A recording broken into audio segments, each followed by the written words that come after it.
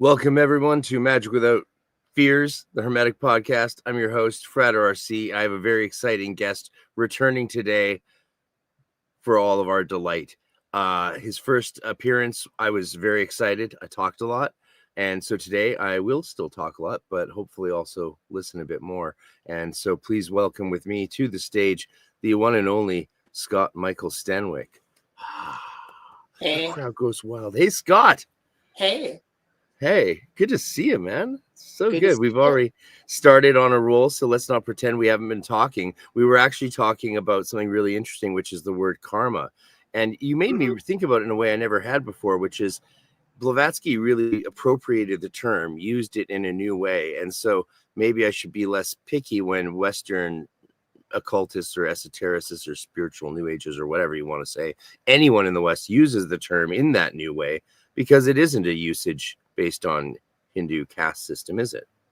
No, it's completely different. And so what it is Blavatsky took the Buddhist idea of karma and combined it with the Christian idea of sin. And basically what you get is a thing I call a toxic synthesis. It's actually worse than both systems. So what you wind up with is you have a list of bad things over here on this side and a list of good things over here on this side. And if you do a good thing, unrelated good things will happen to you. If you do a bad thing, unrelated bad things will happen to you. Well, I'm not as familiar with how it works in Hinduism. I'm very familiar with how it works in Buddhism, and that is not how it works in Buddhism at all. In Buddhism, karma is simply the law of cause and effect. It just means that, so like, let's say, okay, I don't change the oil in my car for like 15,000 miles. The karma of that is, the engine could develop problems. Karma is always related in the Buddhist system. And it's just literally the consequences of action. It's just the law of cause and effect in the world. And so you can have karma from things like you make a decision that has some negative consequence specifically related to that decision. That's the karma of that decision in Buddhism. But in Blavatsky, it's like, oh, well, I was driving around and there was an old lady who wanted to cross the street, and I didn't decide to not help her cross the street. And so then the next day my car wouldn't start. And that's the karma of not helping the old lady across the street. And that's nonsense. That's not a real thing. And that doesn't happen. So is it fair to say Blavatsky made it more mechanistic, do you think? You could say that. I think she basically made it more toxic. I mean, it's like the idea of sin is toxic to begin with, right? I mean, the idea that, you've got this sense of, and this is not to say that there isn't, a meaningful standard of what is like, a quote unquote, a good action. I mean, there are actions that are like more or less compassionate than others. There are actions that reflect more or less empathy. And certainly that's generally the model people use when they talk about good actions. Like a person who is a psychopath is technically antisocial personality disorder. That's a person who lacks empathy. These people are sometimes seen as quote unquote evil because, empathy is equated with, compassion and goodness. And so that is a standard that you can actually apply to behavior. But at the same time, you can't always necessarily say that, if you go around being good and compassionate toward everybody, good things are necessarily going to happen to you. Usually the other way around does kind of work. If you go around treating people badly all the time, eventually they're going to start treating you badly. But again, it's a direct connection. It's not some kind of, cosmic thing that uses paranormal forces to equilibrate, good and bad things. Right, which would mean it's wrong to say, I've given so much charity, how could I get sick? Right. And that's where you lead into very toxic spiritual traditions, I'm loath to say, where it's like wealth makes how much God loves you. Or right. If, there's even new age communities where if you get sick, they see it as the result of you being some sort of inferior being, perhaps, or having made some major blunder elsewhere in your life. Yeah, I mean, evangelical megachurch culture, the prosperity gospel is like, well, you're poor because you haven't donated enough to my church. So you need to donate to my church. Is basically how that works. And you plant your seed, and then so you plant your seed by giving me the money, and then you're going to mysteriously get the money. It's like I don't know if you watched it. The John Oliver, like years ago, had this just fantastic thing. Oh, that was great. Yeah. He applied to, he like got in touch with like one of these ministries and going on about all the stuff he was supposed to do as like send and he was pulling out the little napkins they sent him for his donations, the different colored napkins. Yep. And then you wipe yourself down with these cloths and send them back with more money. I mean, the whole thing was just ridiculous. It's the kind of thing that makes me, and I know others often want to say we're in the wrong business. However, after talking with you just now, we'll see, won't we? I'm very excited to announce to people that you have agreed to let me bring you to our third annual Dee and Kelly conference, EnochiaCon 2026 in Austin, Texas, November 6th through 8, 2026 next year. And you're going to do something that is going to revolutionize. I don't even want to tease it any more than that because, it's just very exciting. So. And I hope it works for everyone. I only know at this point that it works for me. And so the idea of including more people, getting more data, like I say, I approach magic like a science. So, I want to get data. I want to see if stuff works, if stuff doesn't work. That tells me exactly as much. That gives me exactly as much information as finding out that something does work. If this just works for me, then why did it just work for me? And then that sends my thinking off in another direction. So, yeah. Yeah, well, we actually are opening up early registration this week. So the title of it, your workshop, if you are sure that you're going to do that, will be there posted. So if you want to tell people the title, you're welcome to. May as well drop the little boy now, and then what were they called? What were they called? Little boy and something else. Fat Man and Little Boy were the bombs dropped on Hiroshima and Nagasaki. Drop the little boy now, and I'll drop the fat man. I'll be the fat man dropping later. The workshop I'm going to do is going to be conjuring the cacodemons of metals and precious stones to make us all rich. Enochian money magic. I was accused once by Aaron Leach of when I used Enochian magic for practical things. Well, that's like using a jackhammer to drive in a single nail. That's literally what he said. And I'm like, the nail gets driven in really good. I don't believe in holding back when I do magic. I don't believe in half-assing things when I do magic. I do the magic. I use the most powerful thing I have available to me. Why would a person do otherwise? Absolutely. I mean, and you could have also said, baby, Aaron, I am the jackhammer. So this is very exciting because, needless to say, people don't often talk, let alone work much with the cacodemons, as far as I know, but you found a positive use for them. And so we will this year at EnochiaCon have actual practical workshops that will not be streamed online, that will not be recorded.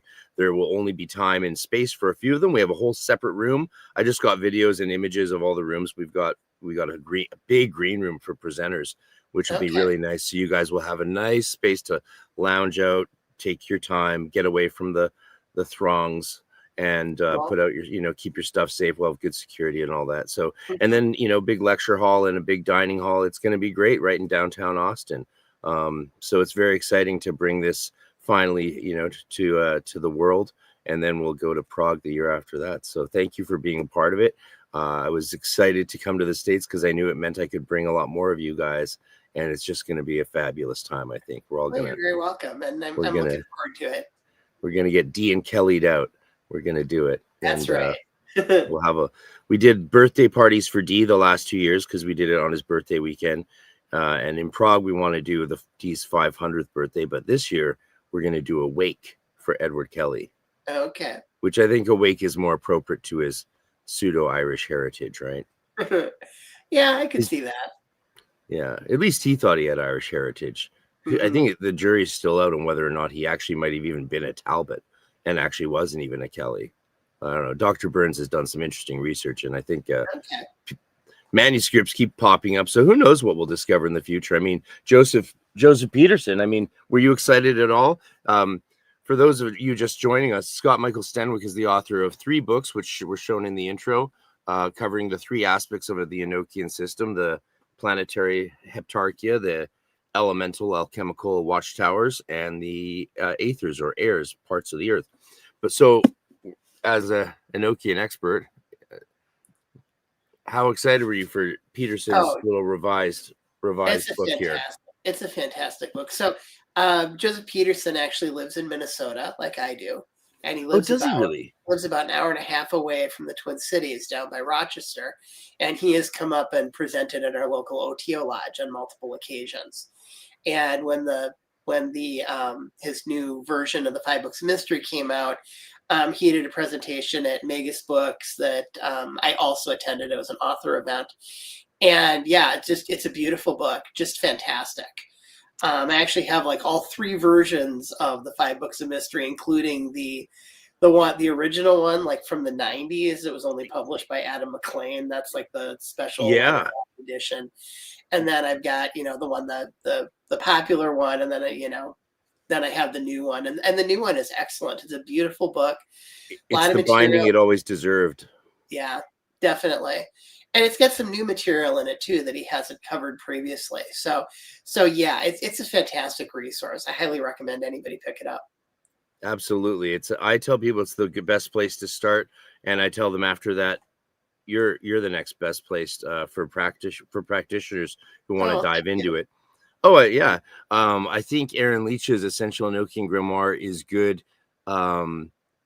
If people want to not just jump into practice right away, but want to learn a bit more about the history of how it happened and who is Enoch and what is this whole Enochic traditions about, because they go back a long way through various texts and lost texts and discovered texts.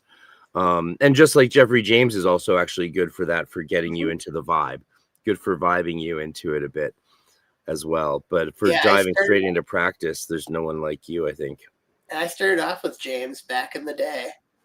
I think a lot of us did. A lot of us, I think it sounds like, because that was one of the, in the early 90s, it was basically the only like quote unquote deep purist thing that existed. I mean, you had the early 90s, okay, you had the Schulers, their stuff, Enochian physics, by the way. I don't know if I mentioned this previously. We had that.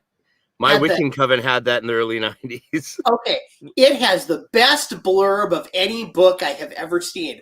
This is how Enochian Magick works with science and all this kind of stuff. And then you open the book, it's one of the most underwhelming books I've ever seen. It's got this fantastic blurb, and it's just terrible. It's like each chapter is like, here is a summary of a high school physics so it's like 2 pages of, here is my monad model of the universe, lays this weird little thing out. And then it's like, each chapter is a summary of some high school physics concept, sometimes rendered slightly incorrectly. And then the last sentence of it is, this does not conflict with my monad model. And then it moves on to the next thing. It's like, what? Nothing to see here. Yeah, exactly. Move along.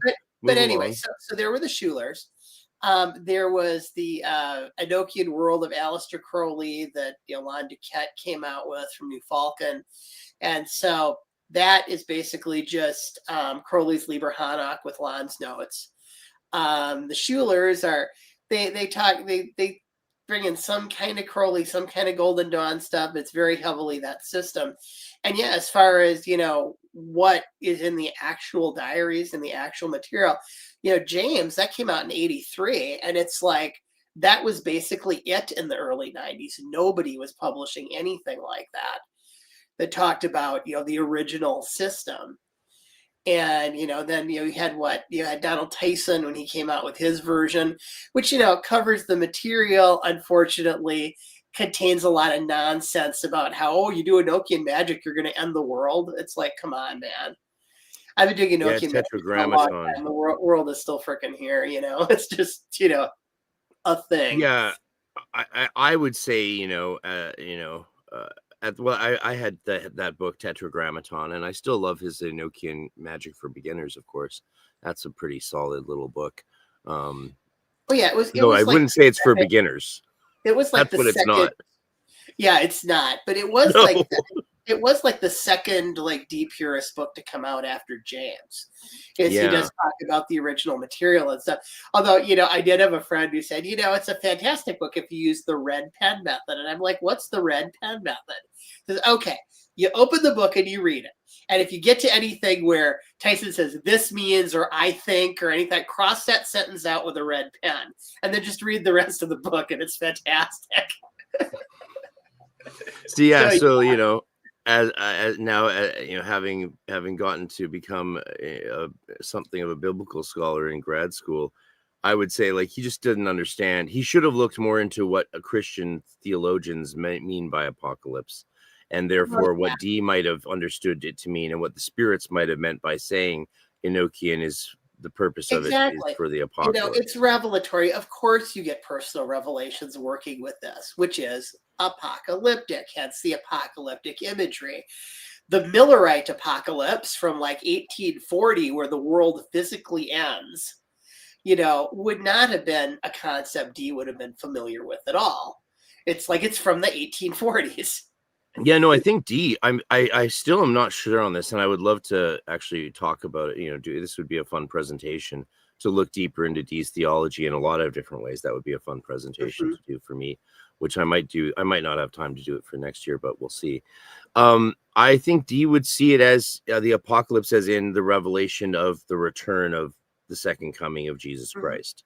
I think that's how Dee, and especially since the way he talked to people like Rudolph, the Holy Roman Emperor in Prague, that would go in alignment with that. And of course, he didn't want to go rant and rave to Rudolph. That's something I've learned a lot since we've last talked, my friend.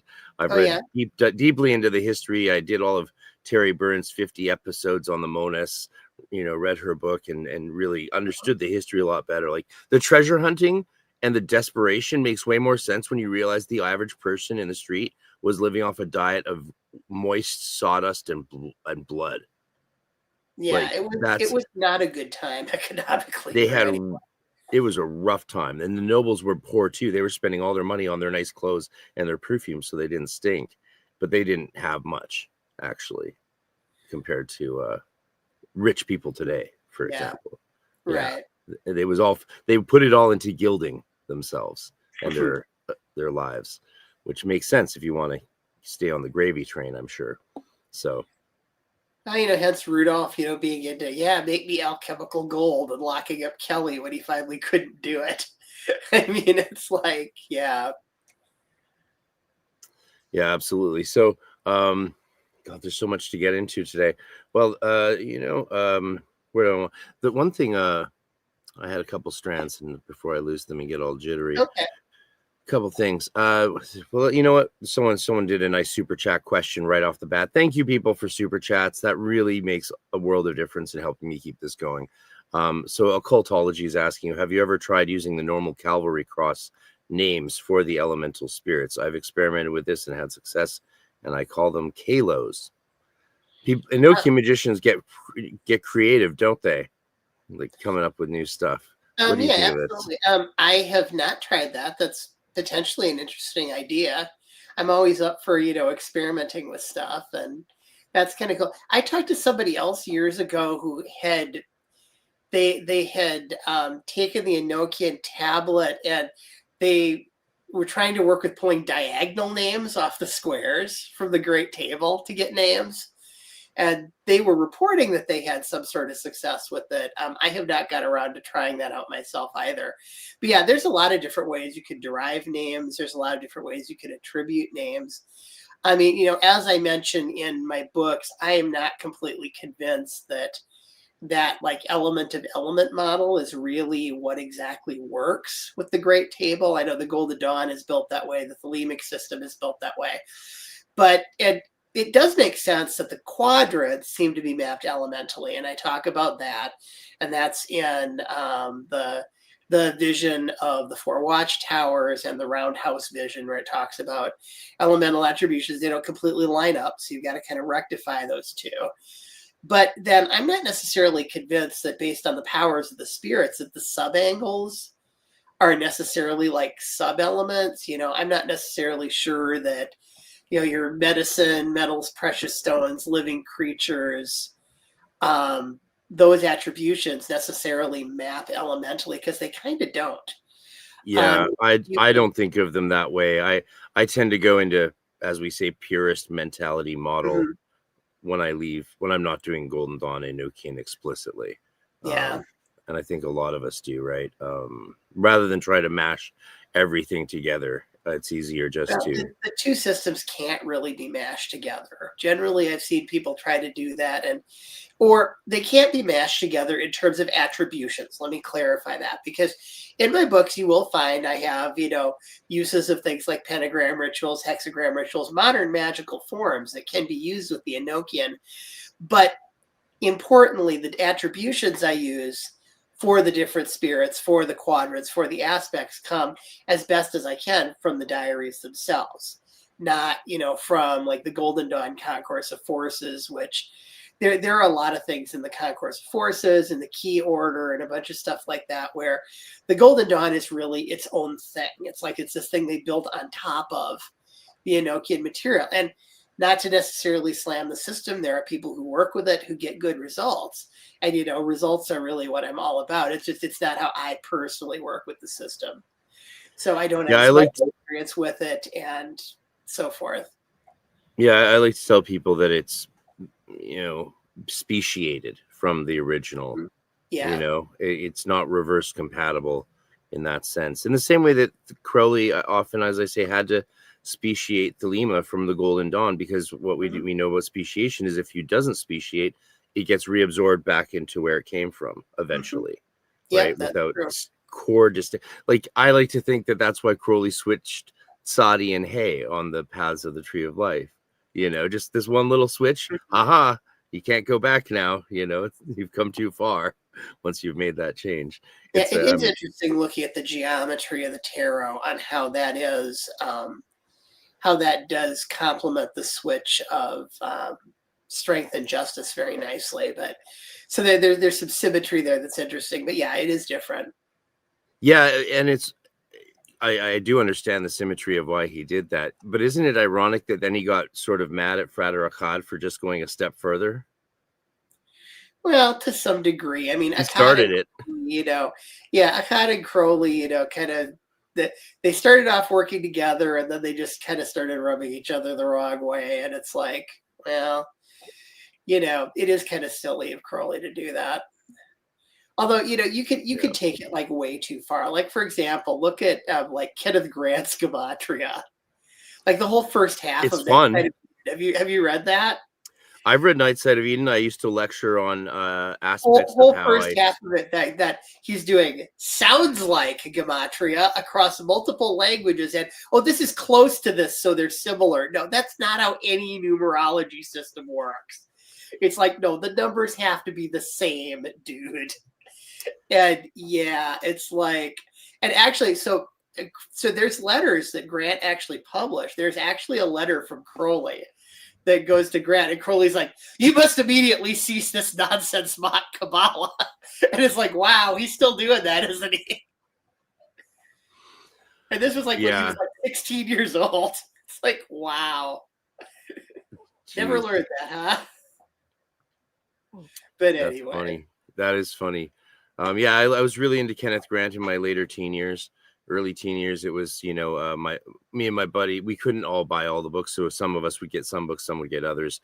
I got I think I got the Laycock Enochian Dictionary and Jeffrey James. My buddy got the Schuler books. He really liked those because they're wild with lots of crazy art and diagrams. And of course, we were banging our head against walls. We didn't really know how to practice Enochian in those days. And that's what ultimately led me to the Golden Dawn, because it seemed they had a nice way of presenting it. But even then, of course, then I joined the Golden Dawn, discovered there was no Enochian in my curriculum for like 5 years. So, so either way, I didn't really get around to Enochian again till like 2000. By the way, I think that's silly. This idea that, you've got to like do all this, other preparatory stuff before you do practical magic. I'm like, forget that. I start my students off on practical magic right away. A practical magic is how you figure out what your will is. Something that works really well is probably in harmony with your will. If it doesn't work as well, it's probably not. But it gives you an empirical test. As my students currently would attest to you, I follow that same theory and practice with them. And doing my own thing, I'm allowed to do that, of course. So, Right. huzzah. Yeah. Yeah. Yeah, no, I think there's, I was just doing a lot of Tatwa teaching. Tatwas kind of might be the culprit for the overindulgent in constant sub-elementalization of things in their system, perhaps. It's very possible. I don't really work with Tatwas at all. If I'm going to do elemental symbols, I just work with the Western ones. It seems like the Tatwas were kind of grafted into the Golden Dawn system, and Crowley doesn't really cover them that much in Thelema either. And it's like, there was this thing of trying to like add in some stuff that sounded Eastern and exotic. Like they make a big point of what is it, the Golden Dawn was founded like, what was it, like the same year, like such and such anniversary of the Theosophical Society or something like that. Because Theosophy, like Blavatsky, and that was really big in the time leading up to the Golden Dawn. They had a lot of people at one point. And, of course, Europeans are, oh, this is like this exotic kind of Buddhist thing. And, I will say there is no religion higher than truth is a great slogan. But it's like, well, then they do things like they mash up karma and what. So anyway. Yeah, well, and it is a great slogan. There is no religion higher than truth. We can all get behind that. But in practice, it often becomes there's no religion higher than my truth. Yeah, exactly. It's just too slippery a slope, I think. Yeah. For us to, it's not worth it. We've got enough centuries and millennia under our belts with playing the game of I have the truth. I think it's, let's leave that with the Piscean age and move on into something different and perhaps more terrifying. Who knows? I'd love to, before we wrap up today at the end, I'd love to touch on AI if you're willing. I don't know. I don't have much. I'm not you're as a tech guy, I think you probably have some more thoughts on it than I do. I will tell you all about how AI works. And once I explain to you how it works, you will understand that it can never be conscious. It is not intelligent, and it really has little application in magic. But go ahead. Oh, brilliant. Good. So we'll maybe that's all we need to say, because we have a lot of other fun things to talk about as well. But I don't have too many deep thoughts on AI. I'm just as confused as many people, and a little worried. It's sad to see literacy rates dropping, for example, and people it is. not reading. The problem with it is it looked so impressive when they came out with it, but then they started checking the data it was coming back with, and so much of it is wrong. It's like what it does is it's an engine that creates plausible answers, not true answers. And it's almost like a Kuranzom, like. Yeah, I can actually just touch a little bit on how it works quickly. Let's do it. Let's do it. So, do you know what a Markov chain is? God, no. Okay, no. A Markov chain. Okay, a Markov chain is a statistical language engine, and how it works is so you take a piece of text and you run it through the Markov chain processor, and it builds a database, and that database shows the relative likelihood of words following other words. So let's say that, I'm talking on a subject and I'm talking about, the 30 heirs. And so after the word the most common word that follows the is 30 heirs. And so what it'll do is the market's going to start off, okay, what is the most common word that starts the document? Okay, well, it's this. It starts with that word, and then it says, all right, statistically, what is the next word that should come after it? It does a pseudo-random calculation, and based on that statistic, it pulls the next word. Then it runs the next word through the database and does the same process. Then it runs the same process. Then it runs the same process.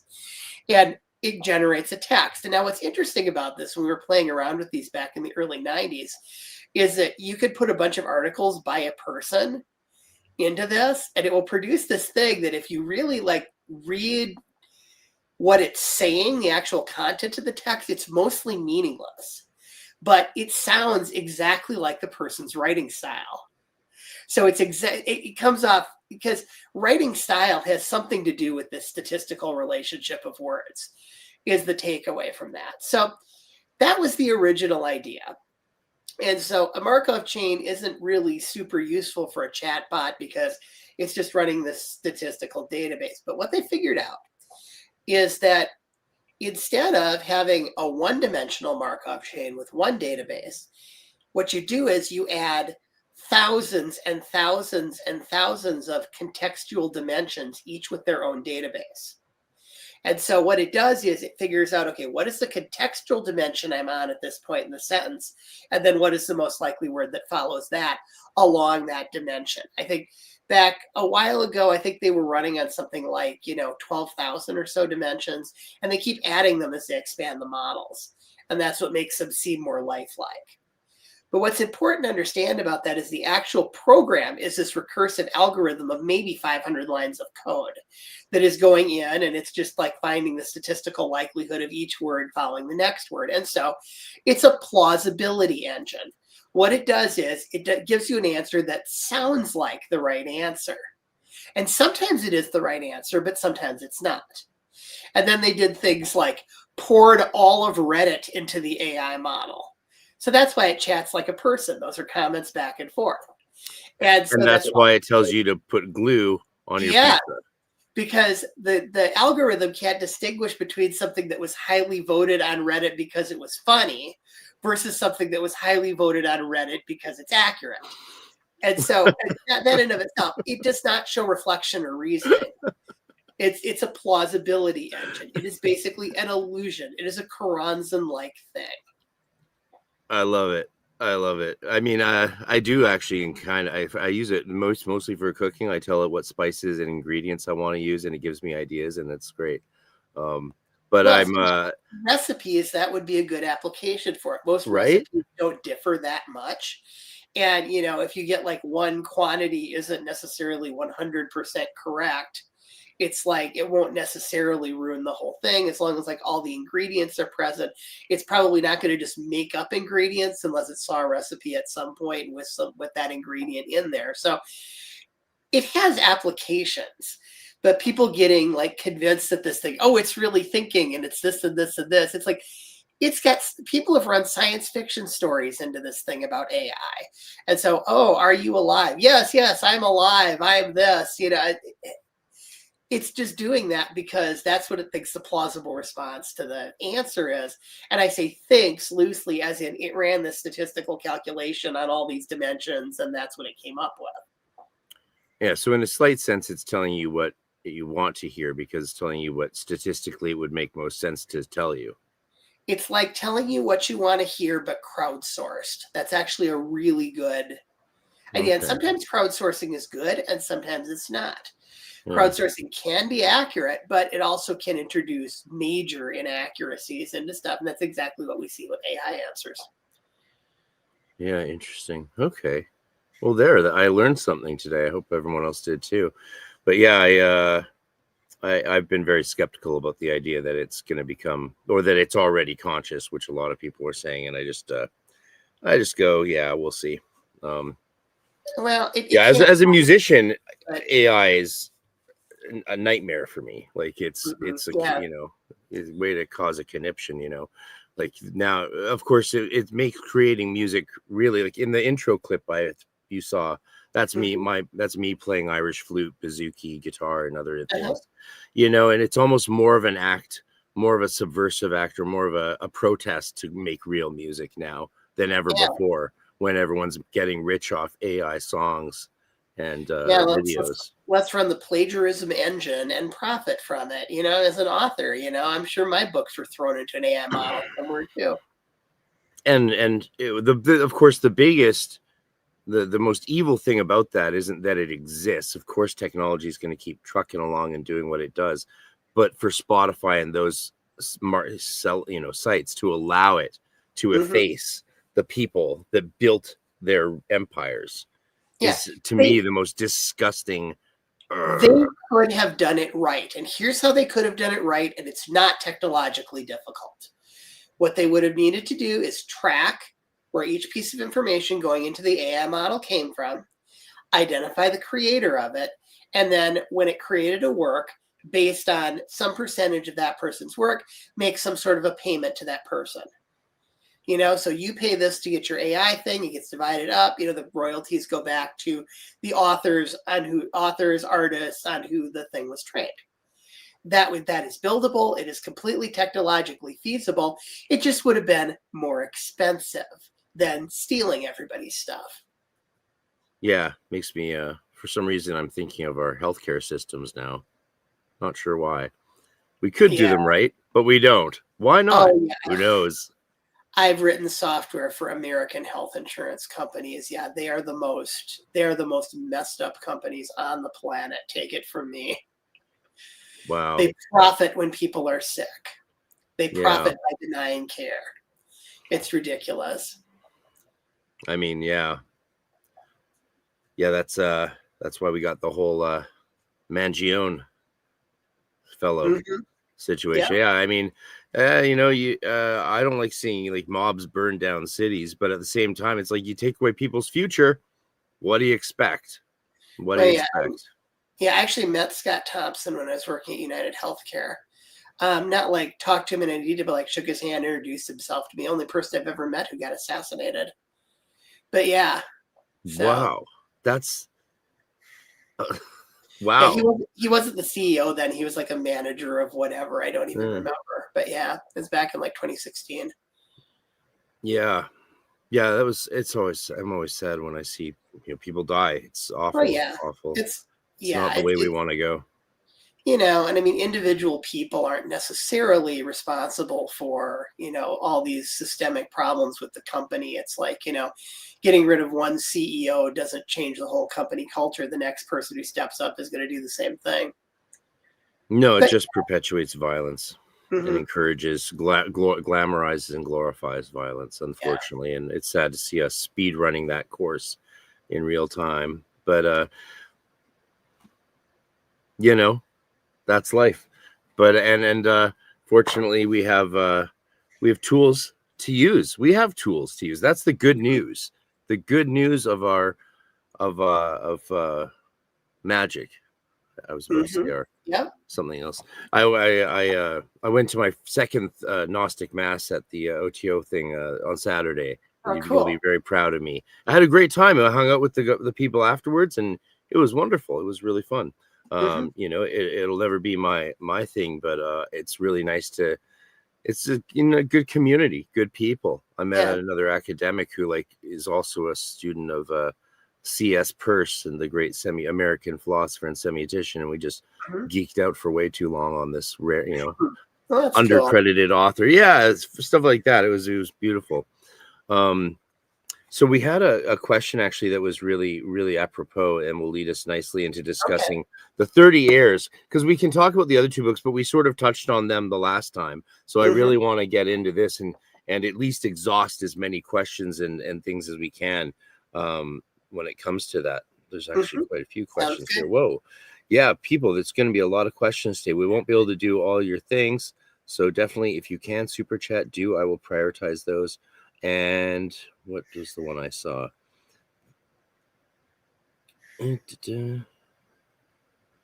Question for Scott from I Am. How consistent are your experiences with the heirs? I've heard that Crowley's experience with the Aethyrs heirs, i.e. vision of the voice, was largely due to his expectations. And this might lead into something that I wanted to talk to you about, which is your discussion of cohesion. Because I think that's actually related to cohesion, right? Parameters, I often call them when I'm working with students. Like when we go into Tatwas, as I was just teaching the other week, we go into the Tatwa and then we vibrate the Hebrew names. And I see that as, laying the groundwork for cohesion, if you like, but it's setting the parameters of what that experience will be, because we're using Hebrew names, we're using specific names, divine name, Archangel of Earth, not the Archangel of Malkut, Sandalphon. We're using Oriel. And then we're ending with a directional name. And so there's a lot of clues as to where or how we're working with the element of Earth, I think, by the parameters set by the Hebrew names used. And I think that ties in a lot with the idea of cohesion, which is different. You're talking about a different thing, but it relates to this question. So I'll throw that back on the screen. I have seen that. Talking to many Enochian practitioners, there definitely is a personal element to everybody's Enochian visions. It's like the angels will do things like when they're communicating with you mentally, they're going to use like structures and ideas that are already there in your mind. And so as a result, some of it can conform exactly to your expectations. And what they're going to do is they're going to take those expectations and, move them around a little bit to impart, the lesson or the information that they're trying to impart. They will, often confirm things for people like, oh, I was thinking this. Oh, yes, that's how it is, kind of thing. To some extent, I think they just like to talk, and spirits will sometimes do that where, they're happy that they're communicating with somebody, and so they'll kind of, go along the line of inquiry that this person wants to go along. There are some, and so that's why working and teasing out, objective information from this is important. You can do things like get gematria values of things and compare them later. There's a very famous one in The Vision and the Voice where Crowley, he's scries the Aethyrs, and he goes in and he asks the angel, he's like, give me the word of the Aeon. And the angel says, Makashana. And Crowley's like, bah, I know the word of the Aeon is abrahadabra, But then he's looking, so it must be a false vision. But then he's going over his notes later, and he realizes that, oh, Makashana in Gematria enumerates to 418, exactly like abrahadabra, which that was information that he couldn't have possibly had. But it confirmed that, oh, wait, no, because this was telling you something that, you thought was wrong. No, it wasn't actually wrong. It was communicating it to you in a way that, undeniably is like outside information. And so that's the sort of technique that you could use to get around that issue. But it is definitely true that you're going to find a fair amount of personal content, I think, in anybody's visions of the heirs. And part of the work of journaling that and doing that is looking, all right, so what is this over here that, seems to be kind of confirming what's going on? What over here seems to be real information that's coming in? And then what information are the spirits? They're just kind of going along with what I think because it's not really important. So they're just going ahead and confirming it, kind of whatever. That can happen too. So yeah, definitely you're going to see some personal content in everybody's visions of the heirs. I think that they're all going to differ to a significant degree. One of the things that I disliked about the Schulers, their advanced Enochian Magick, it's basically so much of it is summarizing the vision and the voice and then saying what that means in theosophical terms. That was like half the book. And it's like, okay, but you're like objectively saying this is this, and you're objectively saying this is this, and you're objectively saying this is this, based only on Crowley and your own theological ideas. And it's like, that's really not necessarily helpful. What you're really doing there is you're priming people just to see the same stuff. You're not really saying, go into this, without that material fresh in your mind so that you could have your own vision that's going to be, as little influenced by that as possible. Yeah, sort of like trying to figure out when Ragnarok's going to happen based on the Book of Revelation. Right, exactly. Yeah. So we definitely already have a request to dive into details and nuances of the Aethyrs. But I want to give some people, for those who are just joining us, thank you all for being here. It's great to be here on a start off on Moon Day, a sacred day in the Enochian calendar, according to some. I don't know if you consider Monday an important Enochian day, but some people have made a big deal of it. So that's a very apropos of you being here. And heptarchy idealists, Carmira and hanging out under Monday. So, they rule the whole system. So, yeah, so there's definitely some significance there. Yeah, I've liked that idea since I heard it and kept that close. The Aethyrs, or the heirs, as they're called in Dee and Kelly, they're then renamed Aethyrs by Crowley or maybe by the GD. The GD papers, the GD papers on working the instructional papers on working with the Heptarchia and the Aethers, or the heirs, for the Golden Dawn adepts were burned. We only know they existed due to diary entries referencing them. It's probably where Crowley learned some of this stuff. I'm not sure that's correct. I talked to somebody who knows a fair amount about Golden Dawn material, and there is, so the material that you're talking about, I believe, was in a text called Book H that Regardie did not include in his publication of the Golden Dawn because, and I basically, this is practically what he said, not word for word, but he said he thought it was silly, and that was the reason he didn't include it. And which is kind of ridiculous. But now the text I believe does exist though. I don't think it's necessarily been destroyed. It just wasn't included in Regardie's material.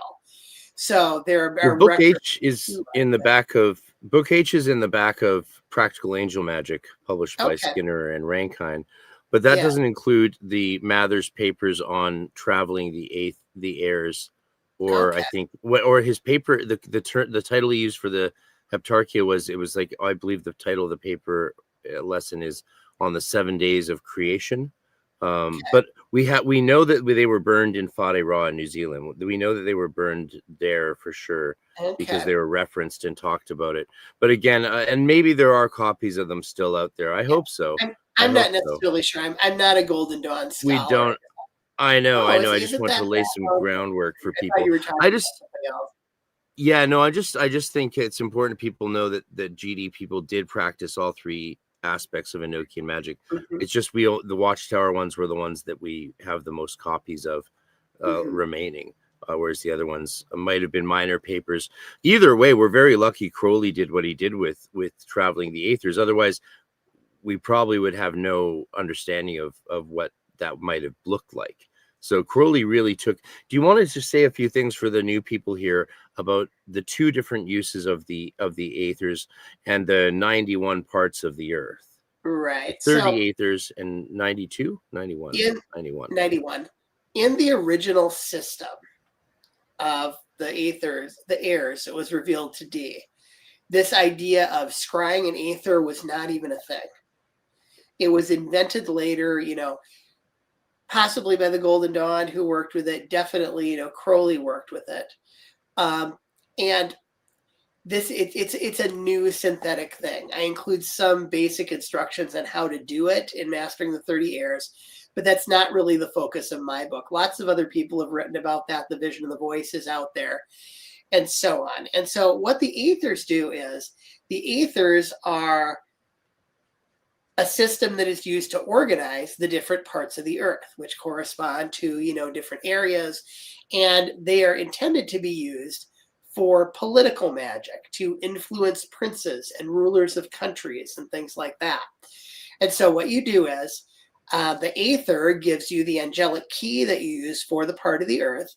4 parts of the earth are associated with the 30th heir, and then 3 parts are associated with the other 29.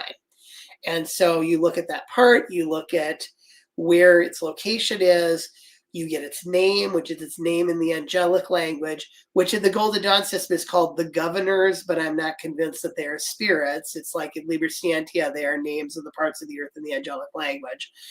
And what happens is that then you open that, you do the Aether key for the Aether that the part of the earth is in.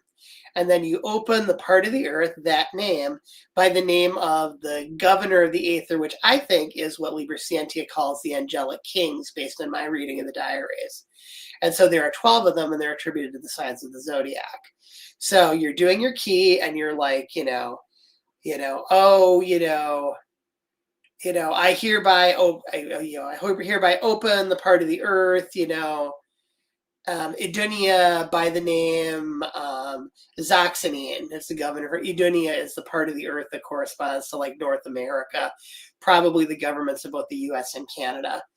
And because Washington, D.C. is out there on the East Coast, Ottawa is still pretty far east. Idunia is named as the land beyond Greenland in the Diaries. And so that's why I use it for work in the United States. And then Zoxanine is the angel king or governor of that part of the earth. So it'd be like, you do your Aether key and you call on, I hereby open the part of the earth by the name Zoxanine, and you vibrate the names and stuff. And then when it feels like it's kind of open, then you go ahead and you do your operation. Now, and generally this is casting to influence things. You can scry parts of the earth. I've done that on occasion. The results I've gotten have not been fantastic. Benjamin Rowe did like a whole series of them where he got about halfway through. And some of those are interesting. I'm not sure how much of his conclusions are, again, coming from his own assumptions versus, what may be objectively true. One of the things with Rowe's stuff, that Rowe is one of the places where you really can see this, because Rowe came out of an AA group that was off of the Akkad lineage. And so basically they taught Akkad's like upside down tree of life was the correct, true, and objective tree of life. So it's this weird thing that like most people haven't studied, most esotericists don't do. It clearly came out of this group that he learned from. And he's got sections where the angels are telling him, oh yes, that is definitely the way to do this and this and this. And I'm like, really? Because a lot of other people who've worked the Aethyrs, it's what's coming out is more like, well, no, it's corresponding to, the more standard tree of life. And so it's taking, this is a symbol set that, Rowe used to organize his mind. So they're taking those symbols and using them to confer things, and of course, the other thing is that they're, that the Enochian angels like to tell people that they're awesome. It's like somebody comes, the Enochian angels told me that I'm the Messiah of the new age and blah, blah, blah, blah, blah. And you're like, yeah, they tell everybody that. I mean, just to throw that out there. That's funny. So this is brought up a ton of questions. Well, there's a good one. What is the reason for the amount of 30 Aethers? Does this have a significance? Great question. Thank you. It's really not clear at all in the diaries.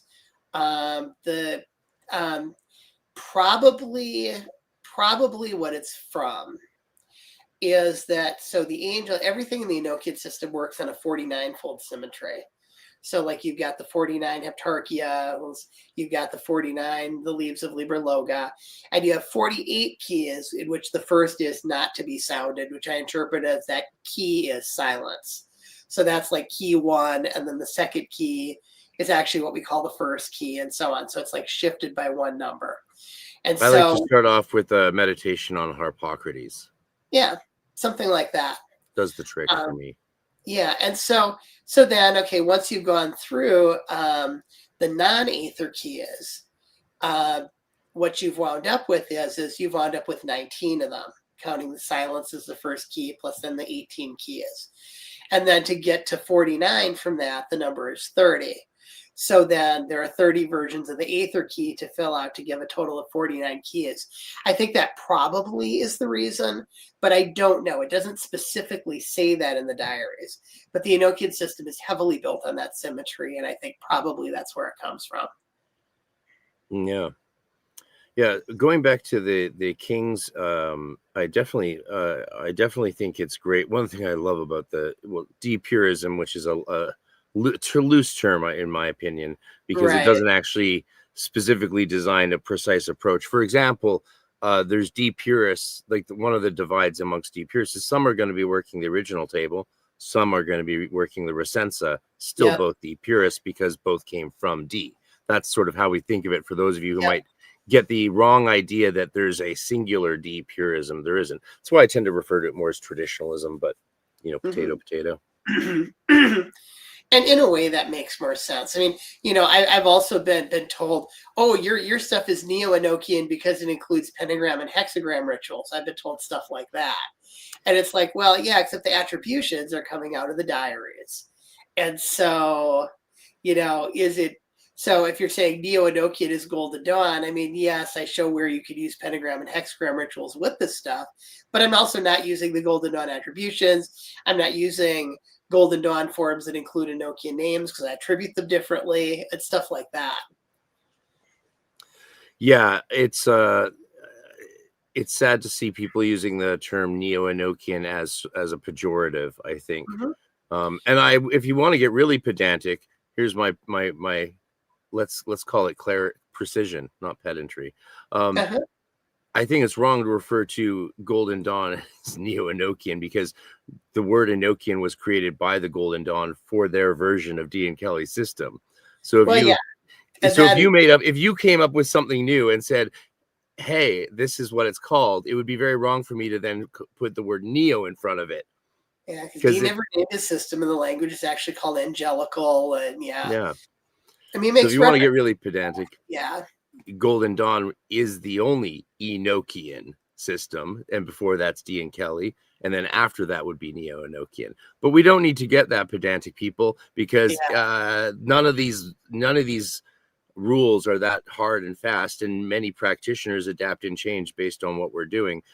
Just like you have with this book, you know, you've included the powerful magic of our traditions, Golden Dawn, OTO, Thelema, the pentagram rituals, which you have a very, for those of you who don't know, Scott has a delightful twist on the use of hexagram and pentagram rituals, which combine banishing and invoking forms in many creative ways. Yep. And I don't want to spoil too much of it, but just simply to say, get any one of his 3 books on Enochian and you will see that outlined. Of course, this is the most recent and meatiest one, which also has a beautiful intro to traditional astrology use for magic, which is something I guarantee you intended to be used retroactively with the first 2 books as well. Oh, of Right? course. You could use Yeah. all the stuff together. I basically covered it because, well, the Aethyrs are the zodiacal associated part. So getting into the zodiacal stuff, but yeah, it absolutely works with planetary magic. It absolutely works with elemental magic. You have, elements assigned to planets. So you do like a chart, Victor, for a day, hour, and this is the day planet associated with the element. It's going to work better.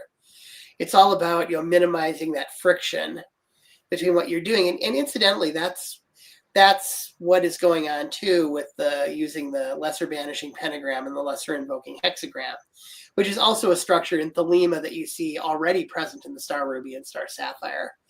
But adapting the Golden Dawn forms that way, it's like what you're doing is you are banishing with the pentagram, which is microcosmic. That's to clear out your sphere of sensation. And then you're invoking with the hexagram. So now you're working with the elements, but in the zodiacal configuration, which is the macrocosmic arrangement, rather than the winds arrangement, which is the microcosmic arrangement, like the archangels and the LRP. And you are pulling into that space you cleared out the macrocosmic forces of nature. And it creates a field in your magical working space where thought more easily translates into physical reality. So it makes for better practical magic. And we've tested this with many different kinds of magic, and it seems like it helps all of them. Just setting up the field, whether or not you're using like the Kabbalistic associations or not, you could do things like set up this field and do like a folk magic ritual, and your folk magic ritual works better. Microcosm, macrocosm interlocked creates less friction into physical manifestation for the concepts and energies that you're working with. It's interesting too, because, a lot of Golden Dawn adepts such as myself would be reticent to try, you would think would be reticent to try your methods, because it's arguable that your methods are based on so shall we say, different understanding of what these rituals do. However, because we're all magicians and we care a lot about our practice and we love to experiment, many have tried them and, found great value in them, even though they do, they come from a slightly different understanding of the primary uses originally. So I like to think that the rituals grow and evolve with the community in a way. And maybe that's due to the spirits fueling them, or maybe that's due to the expanding communal soul of human beings. I'm not sure. As a Thelemite, one of the things, Crowley wrote, and, Thelemites, I think, who are like trying to reify Crowley, we've got to do exactly what Crowley did, I think they're kind of missing the point. Crowley himself wrote that magic should be a progressive science and it should evolve and it should be continually improved. The point of applying the scientific method to magic is actually to get the personalities out of it to the extent that it's possible. And I do understand, I've read, Thomas Kuhn and the Structure of Scientific Revolutions. I understand that in science, there is inevitably politics because there's political stuff in all human interaction. But the point of the scientific method is to try to limit that as much as possible. So people who are trying to say, like, turn the OTO into like a Crowley personality cult or something like that, in my opinion, that is really not the correct approach at all. We should approach it like scientists. And that's what the method of science, the aim of religion, really means. Yeah, and I think that's the mentality we need in the GD as well. You know, it's easy in both our traditions to get dogmatic quite quickly if you especially in certain communities, I think, where there's strong personalities, shall we say. Yeah. I mean, it's hard to always make it harder. They do. Unfortunately, they're also usually the people who want to build large groups that attract a lot of people. So it's a double-edged sword for sure on that one, except one of those side edges is often tinged with a bit of poison. So you got to be careful to have your anti-venom ready. That's something I've always tried to stay away from. I mean, I've never really wanted to be like some kind of, personality in magic. I want to be a researcher who discovers interesting stuff and teaches it to people. It's like I want other people to work with this stuff and improve it. I don't want them to do everything the same way I do. And if you say, hey, I tried this and I got this data, I'm like, cool, send it to me. I'll experiment too. If you're finding something that, this seems to be like an improvement that could be done, or this seems to be whatever, it's like, I am totally open to that. Now people online, when they start talking about, well, here's the way you should rearrange something. And I'm like, well, have you tried it? How does it work? And they haven't tried it. It just, it just makes sense to them. That is a little bit different, because it's like, okay, well, you haven't even tested this. You're saying that here's a pretty pattern and you like this pretty pattern. Okay. But just because a pattern is pretty, it doesn't always work. This is experimental, what we're doing. And I have come up with patterns in the past that I've experimented with. Wow, this is a beautiful pattern. But then I try it in a ritual. It just doesn't work at all. And I'm like, okay, I guess that pattern isn't what's going on, kind of thing. That's how I feel about the Heptarchia, which I never got into in the Golden Dawn very much. We had to do some work as adepts with it. We did some major operations. And that was cool. But it wasn't until I started the Deep Purist path, 6, 7, 8 years ago now, because that I realized exactly what you're saying. So the original system has planetary kings of the days, but their princes are of a different planet. Right. So which creates a fascinating confluence and matrix of energies in their interaction. And to me, that's now where the power comes from. But when I was first taught the Bonorum, as we called it, the Bonorum angels, the first thing that was done was to change the alignment so that all the princes and kings had the same planet. Really? Yeah.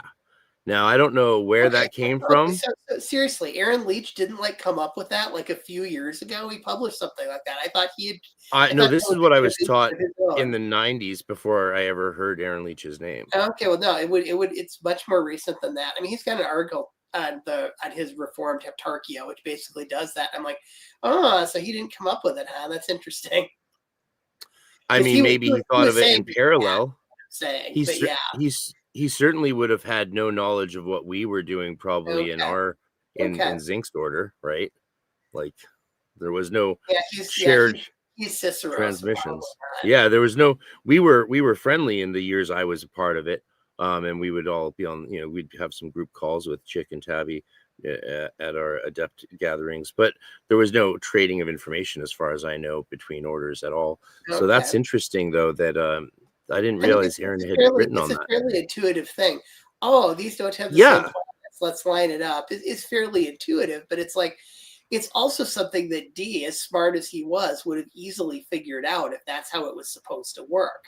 Exactly. Like with, when I talk about the operant field, you have the different elemental models where you're using the microcosmic winds model of the elements in the pentagram ritual, and you're using the macrocosmic zodiac model in the hexagram ritual, and you call those together, which creates a dynamic tension between the two systems. And I think that is part of where the power of that system comes from. I don't know for sure if it's true about the Heptarchia, but I do think if those were just supposed to be lined up, it's like, Dee wasn't stupid. He would have figured it out.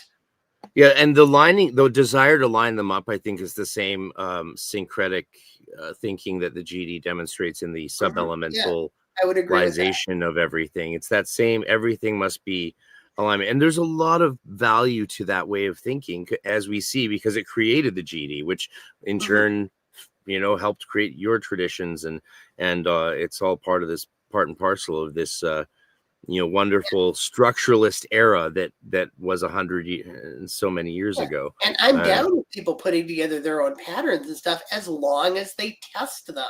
Like, compare it to the here's the way that this says it works. Here's the way I think it works. Now I'm going to test both of these and see which actually works better. As long as you test it, document your results, I'm cool with that. But yeah, it's when people come up with it and say, oh, this is obviously the way it is, without doing the testing, that's what I object to. I like that. Brings us right back to the nuts and bolts of practice. And everything we're talking about is such a good example of why magicians need to keep records and diaries of their work. Absolutely. Because with the level of you might think sure, at a certain point you might not need to record whether you did your pentagram ritual or a middle pillar that day. But that's all practice and mental discipline. The real things that you need to keep your diaries for, these complex operations with all these factors, the astrological charts. Like, if you don't do that, good luck remembering. Good luck. And memory is very fallible. So yeah, it's always good to document your results when you're doing any sort of scientifically based magic. So this feeds right into effectiveness, cohesiveness, which is something still worth talking about. Like you were saying, don't do Enochian magic to affect a political outcome if you're not even going to bother to vote. And so someone has asked, can this system help a country that is a third world country becoming a well-developed country like a first world country? So I think that sort of takes us right into this. Yeah. Probably.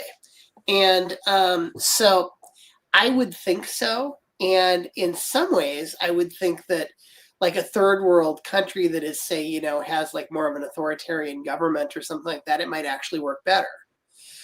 Just because it was designed to influence kings and princes. I found when working with democracies, there's like extra work you have to do because there's so many steps to getting stuff through. Whereas, if you've got a situation where it's just the ruler you have to influence, that's, that's a little bit easier. And certainly it can guide, political decisions. So if you're talking about, now a third world country that, like say, just doesn't have resources or whatnot, it maybe can't do anything with that because you're talking about influencing political decisions, not necessarily like creating wealth or creating resources. If you wanted to create wealth, you might do something else. Like, we want this country to have / find resources. Okay.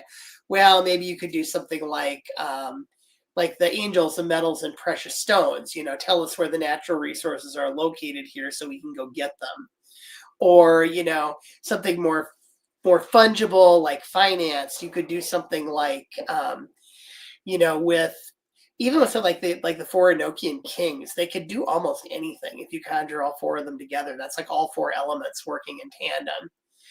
So probably I would try something like that if I were looking to create wealth in a country by whatever means the country has available, which could be natural resources, could maybe be, it's positioned legally in a certain way to make money off finance, or, there's a lot of different ways that countries can develop.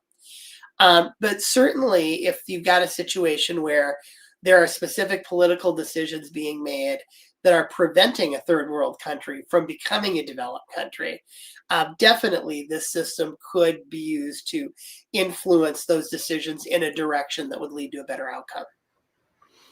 Now, some people might be thinking, how can magic influence countries or political systems? And you point out very astutely in your book, it was much easier when countries were ruled by a king or a single leader with just their little cadre of yes men and such around them. Whereas it's a bit more tricky now that we have these intricate democracies with entrenched bureaucracies and with almost anyone allowed to vote. Well, now the caveat to that, though, is that it also means that electoral systems and then are highly chaotic. And the more chaotic a system is, the easier it is to push it with a small push, which is about what you could do with magic, as long as that push is in exactly the right spot.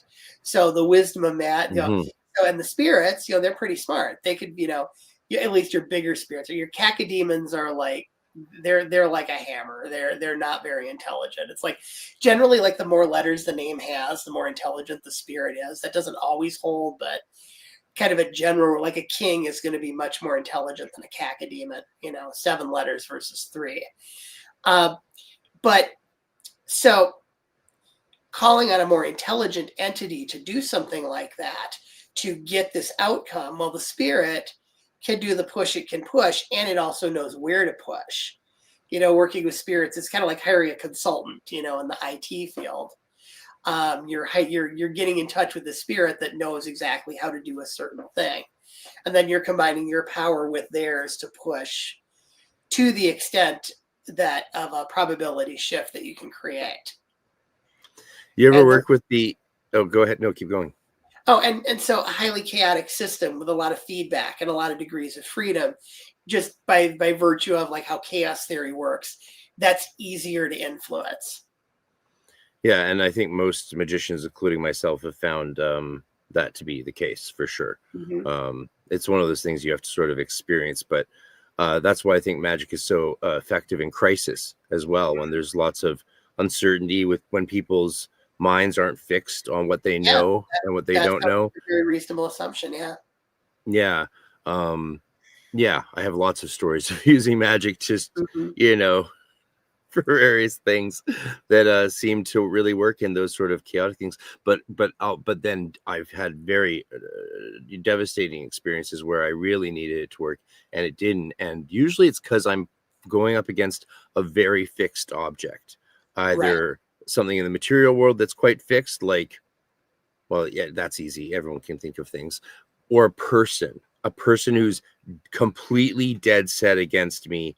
Like there's no grace, there's no love in their heart, there's nothing at all, just the will to destroy me. That I find also very hard to affect. Well, there's a certain amount of probability shift you can do with magic. And, people are like, oh, if you're a magician, why haven't you won the lottery? Well, okay, number one, I can cast spells to make my stocks go up. That's number one. Number two is that the probability shift of winning like a massive lottery jackpot is incredibly high. You're talking about 100 million to 1 against or something like that. Magic does not overcome the laws of probability. It shifts probability to a degree.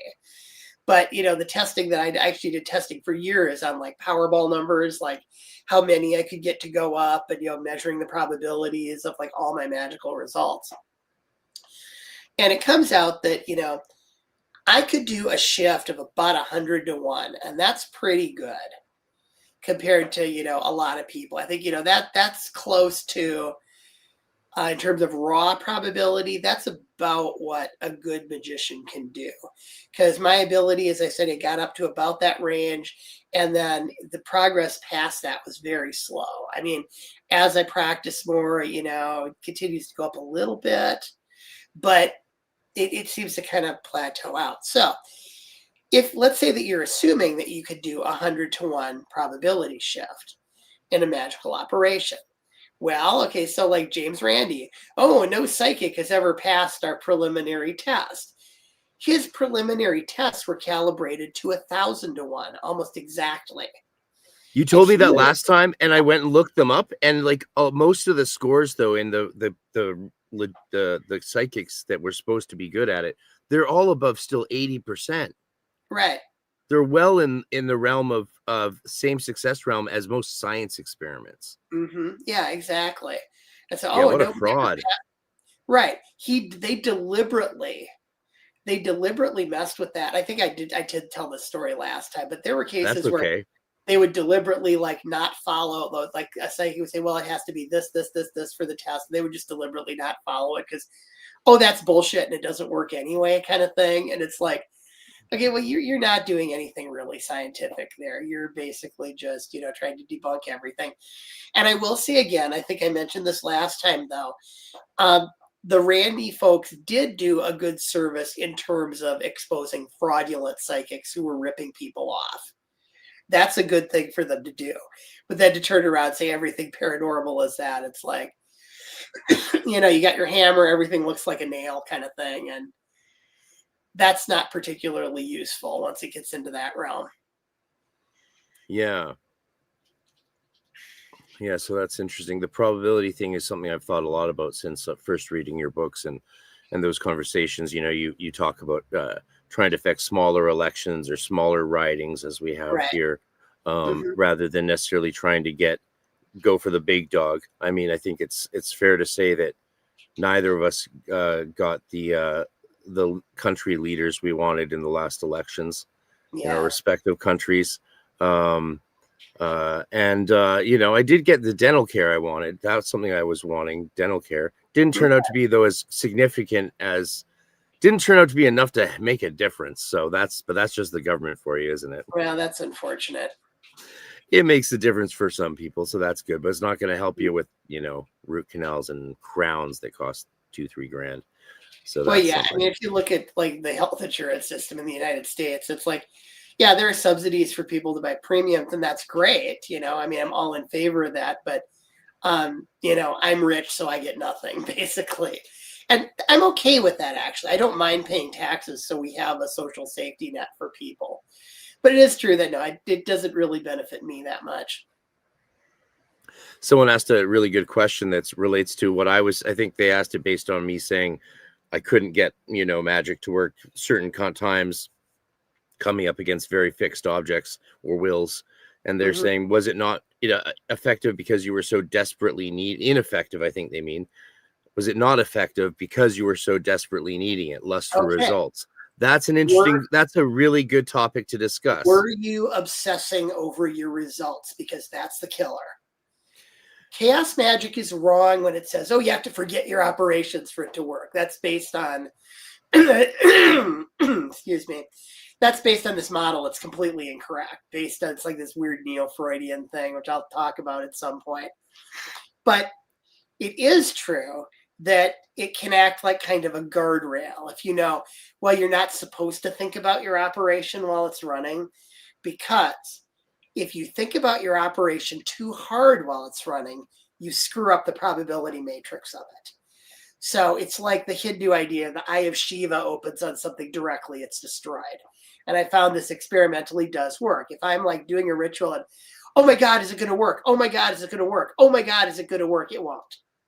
Because what I'm doing is I'm not letting it do its thing. I'm fixing my attention on it over and over again. And that's going to reset your probability matrix back to 0 every time you fix your attention on it. So the work that it's done probabilistically is negated, and then it has to start over. And I'm pretty sure that's the mechanism based on tests I've done.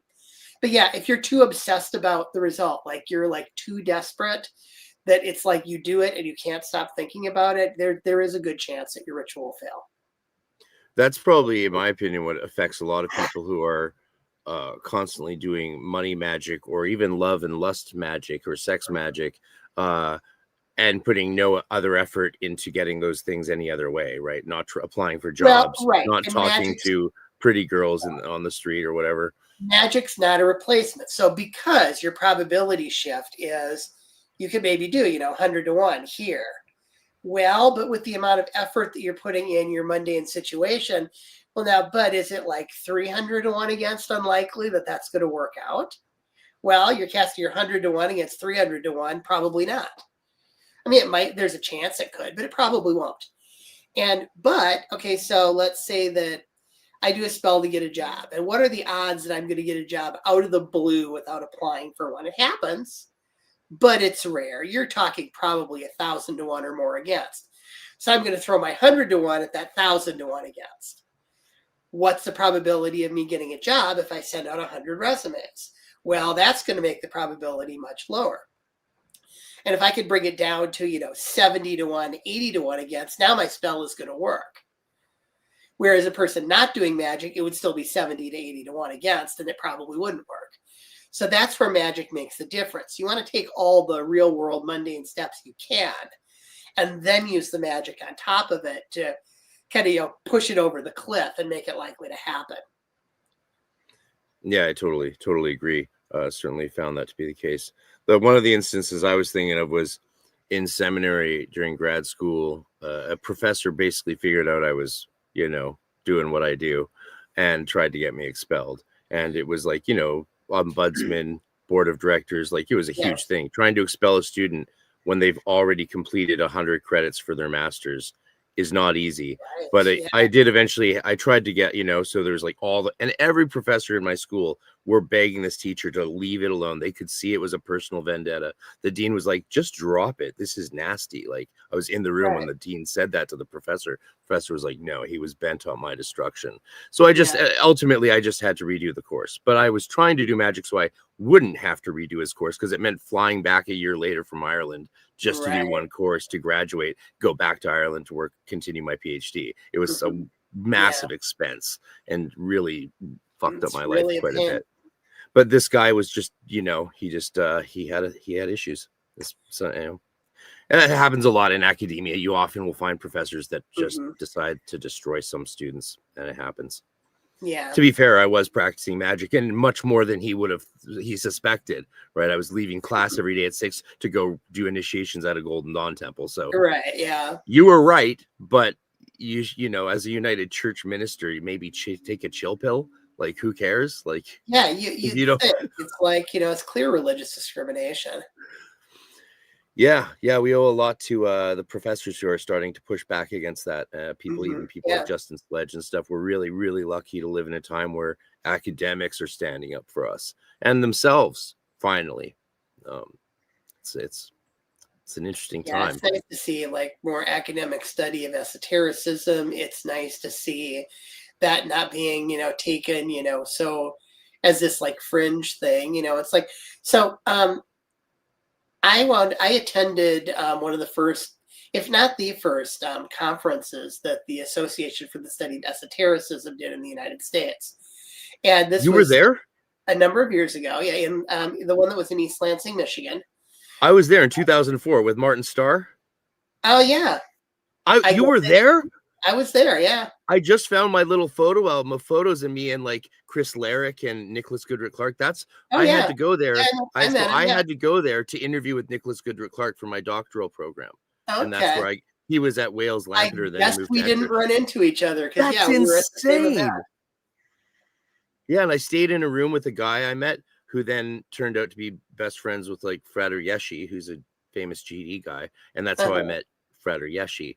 I can't believe you were there. Yeah, that's wild. Amazing. Okay. Anyway, the point I was going to say is, well, you were there. God. You know this too. The vibe back then was still kind of like, yeah, this is kind of a fringy thing. We study this. We can't really talk about being practitioners because that's kind of frowned upon. But I'm pretty sure a lot of the people there were practitioners from talking to them. So yeah, it's interesting. But yeah, it was there's less of that now, I think. Yeah. Well, now people lament. I hear people lament that the only people who study academically esotericism are practitioners, and I'm always like, well, I remember the days when like I wouldn't even whisper to those people that I practiced, and when a few people found out, they isolated me in a corner of the bar that first night at the hangout. Afterwards, you were probably there, and just kept buying me drinks, trying to get stories from me, and I was like, please just don't let this out, man. I'm applying tomorrow for my PhD. Yeah. Please, like, even Nicholas, who is sympathetic to practitioners, that's not the footing you want to start your right. You know. Yeah. So we had to be really quieter back then. For sure. So thank God we're free at last. Yeah, it's a happy thing. It's so good. I mean, you know, it's like you're going to study physics and not run experiments.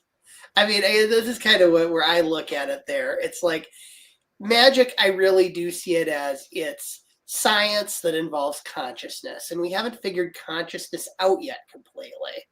So that's really what we're doing. We're trying to do these experiments where consciousness is a variable, which is the thing we can't directly measure.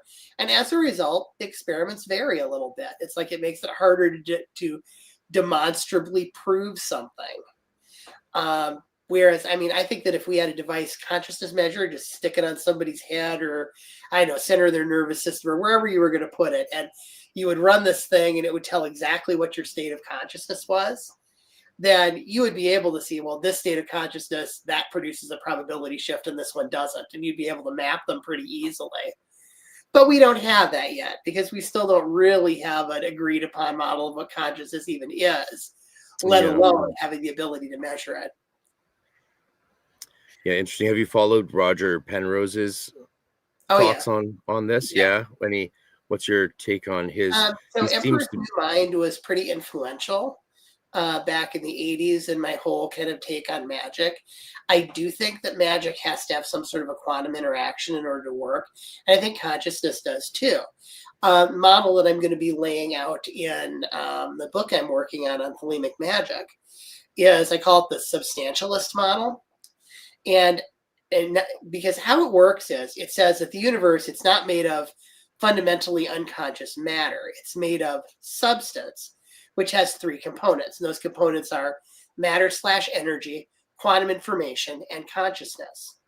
So they're like three layers. One doesn't precede the other. So it's not like biocentrism where consciousness precedes everything. It's like they're all components of this essential substance, and they all kind of work in tandem in a reciprocal relationship. So when you're doing a spell, you're shifting your consciousness a certain way, and that consciousness acts on quantum information in superposition and modifies the shape of the wave function. And then when that wave function resolves into matter and energy, you are more likely to get the probability that you shifted it in the direction of. And it works the other way too. Matter moves around, changes what quantum information is available, and then that propagates up to the consciousness layer. So that type of model pretty much suggests, I think, that, pretty much suggests how I think as a magician things work. So you've got your contagion links are mediated through quantum entanglement and superposition. Your similarity links are mediated more akin to the morphic resonance principle that that Rupert Sheldrake talks about. I've also studied Sheldrake in addition to Penrose. I think that Penrose's OR model is probably a reasonably good model of how consciousness works in the brain and affects the brain, with the idea of the microtubules, in having more quantum interactions than other parts of the brain. And in some way, that being sort of the locus of it. On a more overarching scale, I would say I'm more along the lines, though, of integrated information theory, which is more like holistic panpsychism. I consider myself a holistic panpsychist, that there is a continuous field of consciousness that pervades everything in the universe, and everything is made of this substance that has a consciousness component. Not necessarily self-aware consciousness, but it is much closer to like the animist idea of, of a conscious universe, as opposed to like the strict materialist idea, which has the axiom that matter is fundamentally unconscious. They can't prove it. It's an axiom. And the whole hard problem of consciousness, I maybe talked about this last time too. I talk about it a lot. But so the idea of what's called the hard problem of consciousness is, how do all the chemical interactions in your brain give rise to the subjective sense of consciousness? And this is considered a hard problem. It's like, how does that even work? Well, it doesn't work because it contradicts an axiom. Not because it contradicts a scientific principle. It contradicts the axiom that matter is fundamentally unconscious. Drop that axiom and say, matter has consciousness components, no hard problem, it just goes away. And then that lines up with our day-to-day experience of being conscious and being aware. Whereas the axiom of matter being essentially unconscious does not.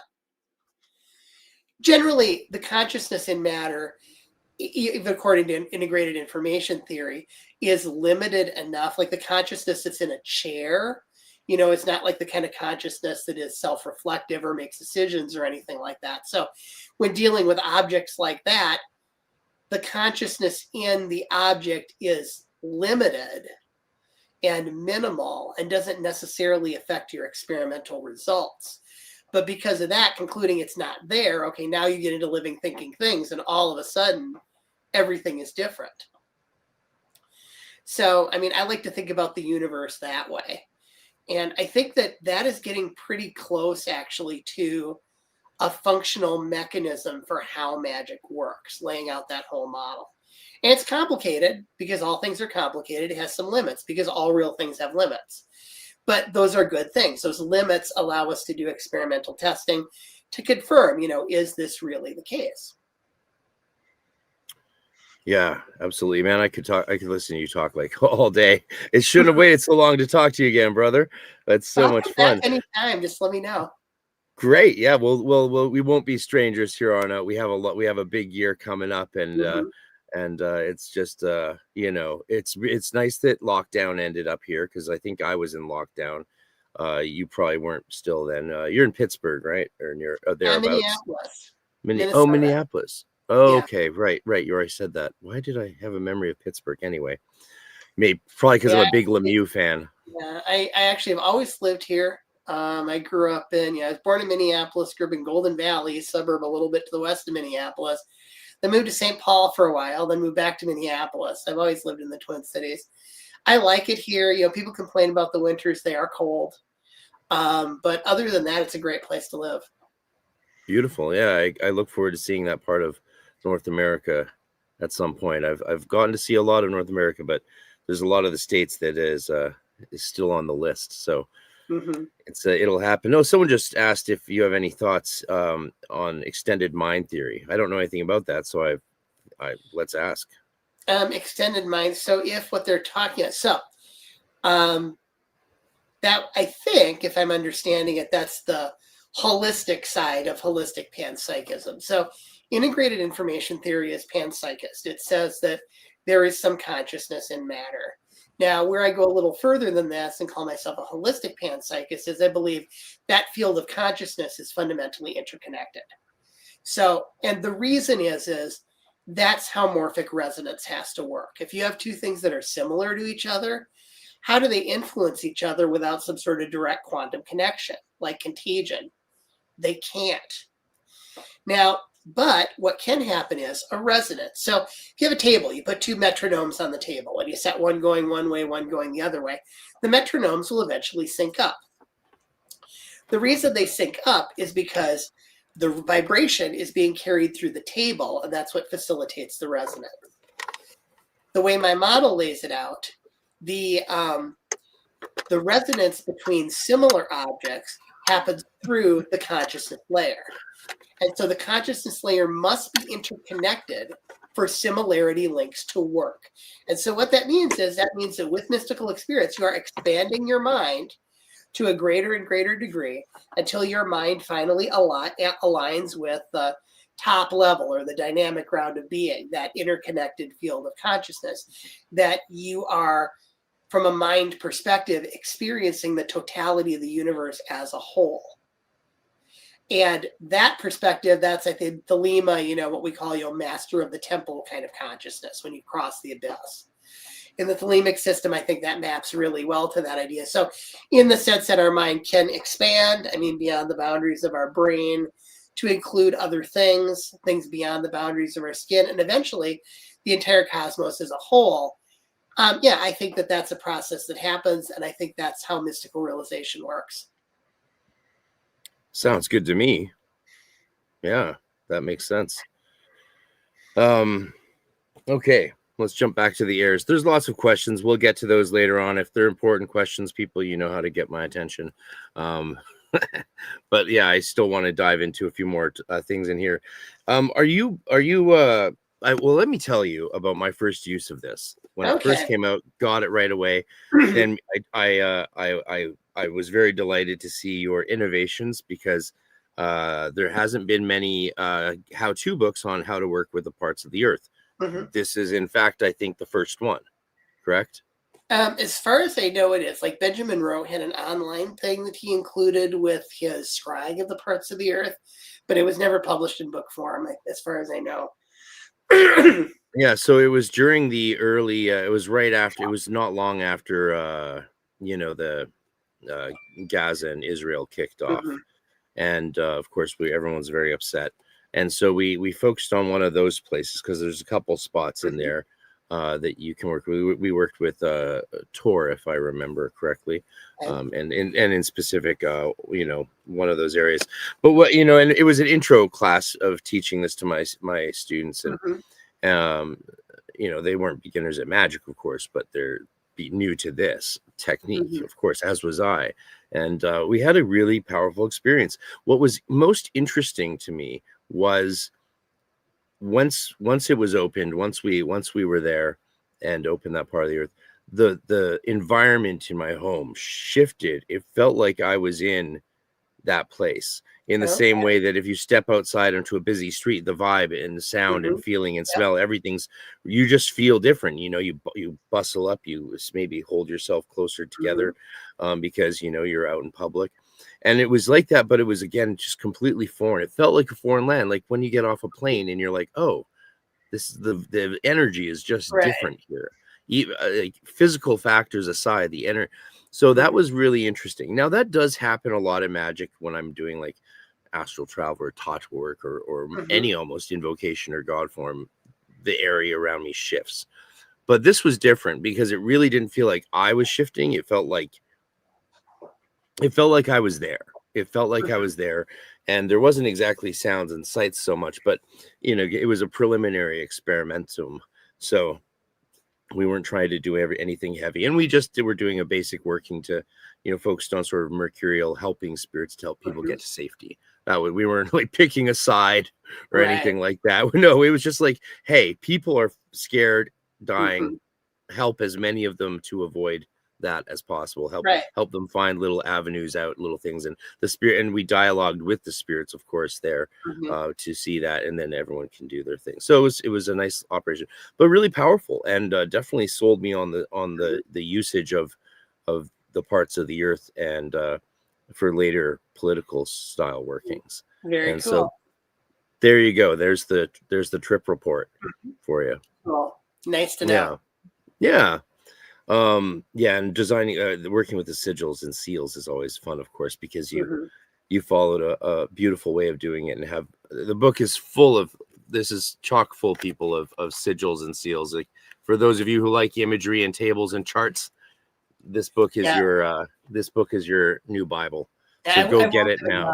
For those talismans and seals, they are largely based on Jeffrey James designs, but transliterated into the angelic language. That's what I originally started working with. So those are the kinds of designs I've been working with for years. So that's why I put them in the book. Yeah. And I think I mentioned that they're based on Jeffrey James designs in the book. Certainly do. I'm sure you do. Yeah, I'm sure you do. Yeah. Good stuff. So if people want to there you go. Very cool. Yeah. Excellent book.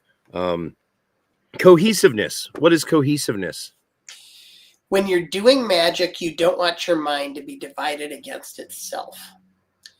So some people have put forth the idea that, like the spirits do all the work, so you're not really doing it. And they base this idea on, when you call in a spirit, it's generally more powerful than if you do it yourself.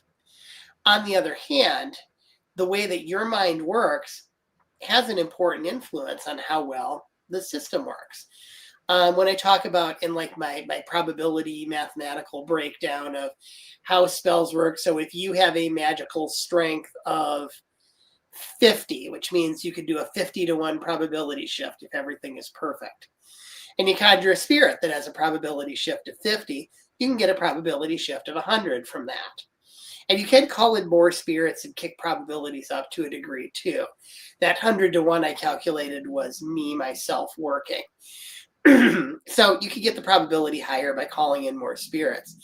But the thing about it is that what you have to understand is how instances of spirits work. And I'm going to back up into a little bit of IT speak here. So in the software development I do, I use object-oriented programming like most modern programmers do. And here's how that works. So in a program, what I'll do is I'll create an object, and that object has variables that are properties on the object. So let's say a simple example, let's say I want to create an address. Okay, so I'll create an object that's called address. And then what I'll do is I'll create, so here's the street name, street number, here's the street name, here's the city, here's the state, here's the zip code. And those are all properties of the object. So in the object, you could do address.street, and the idea is it will return that variable. But you don't work with the address object directly. What you do in your program is you create a new instance of address and you give it a name. So you have a new address that's called my address equals, a new address. And then my address is the reference that you use. It is an instance of the object. Okay. So here's an object that's based on this template that has these properties, and I work with those properties on the instance in my program. That is how spirits work.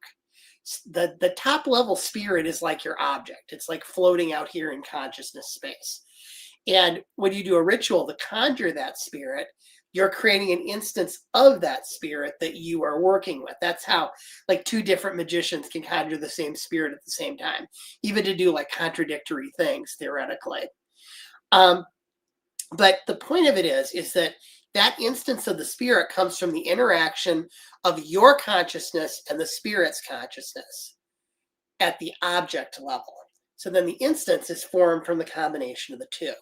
So if this down here, if your consciousness is like all divided all over the place, you're like really adding nothing to it, and you might not even get a good instance. So you need to work on your own coherence in that regard. You don't want, you don't want to be casting a spell, all the time, doubting that it's going to work. Like, I'm doing this, but it's totally not going to work. That doesn't work. Chaos magic is incorrect when it says belief powers magic, but that observation is based on the real fact that doubt impedes magic. So it actually works kind of opposite, but it's similar. If you don't believe in what you're doing, it's not going to work, because what's going to happen is part of your mind is going, yeah, I'm doing this, but I don't know, maybe it's not going to work. And so when that happens, your will isn't single-pointed. It's what we talk about in Thelema. You want single-pointed will while you're doing a magical operation. It's fine to not be sure it's going to work when you're done with it, as long as you don't obsess on it, because you obsess on it, that interacts with it again. In the Golden Dawn, we call that, we have a paper called Obsession, Trance, and Death. Yeah. And it's parallel to that idea. Yeah. So sorry for interrupting. Right. As long as you don't obsess on it, it's like, it's perfectly fine to, well, I did this thing and I don't know if it's going to work. That's not necessarily going to hurt anything. While you're doing it, though, your mind must be single-pointed to get maximum power. Some degree of incoherence won't necessarily ruin the whole thing, but it does limit your power. It's like if you want to do this in the most optimal possible way, you want your mind to be coherent and you want your mind to have, no doubt at all, because doubt creates this kind of resistance to creating what you're doing. And, likewise, if like one part of if like you sort of want to do something, but then you've got reservations about it too, it's going to kind of even out, and you're not going to get the kind of result that you're looking for. Caveat to that being, well, then, okay, if you don't really want it, don't do the spell, right? But, that's a good way to think about it. In Thelema, we talk about that. It's like, is it really my will to do this? It's like, well, if I'm just doing it to go through the motions, I'm not going to bother, because it probably won't work.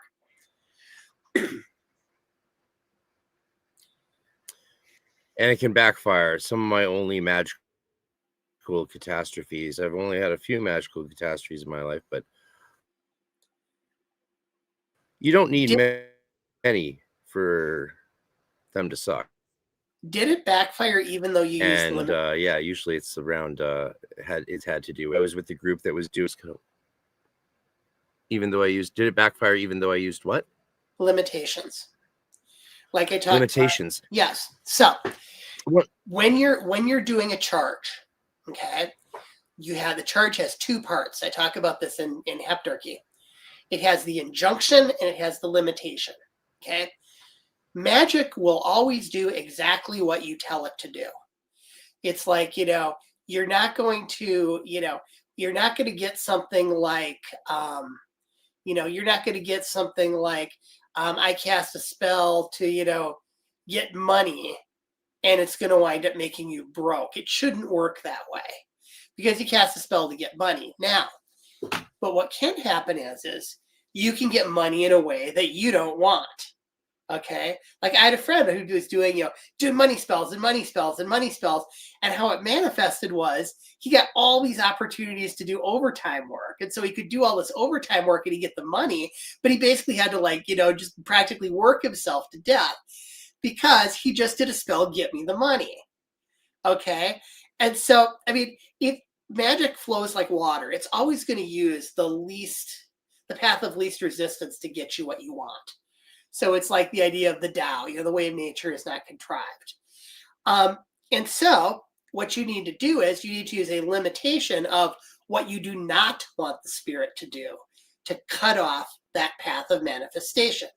So bring me money without making me work more hours, without harming me, without harming my family, without harming my loved ones.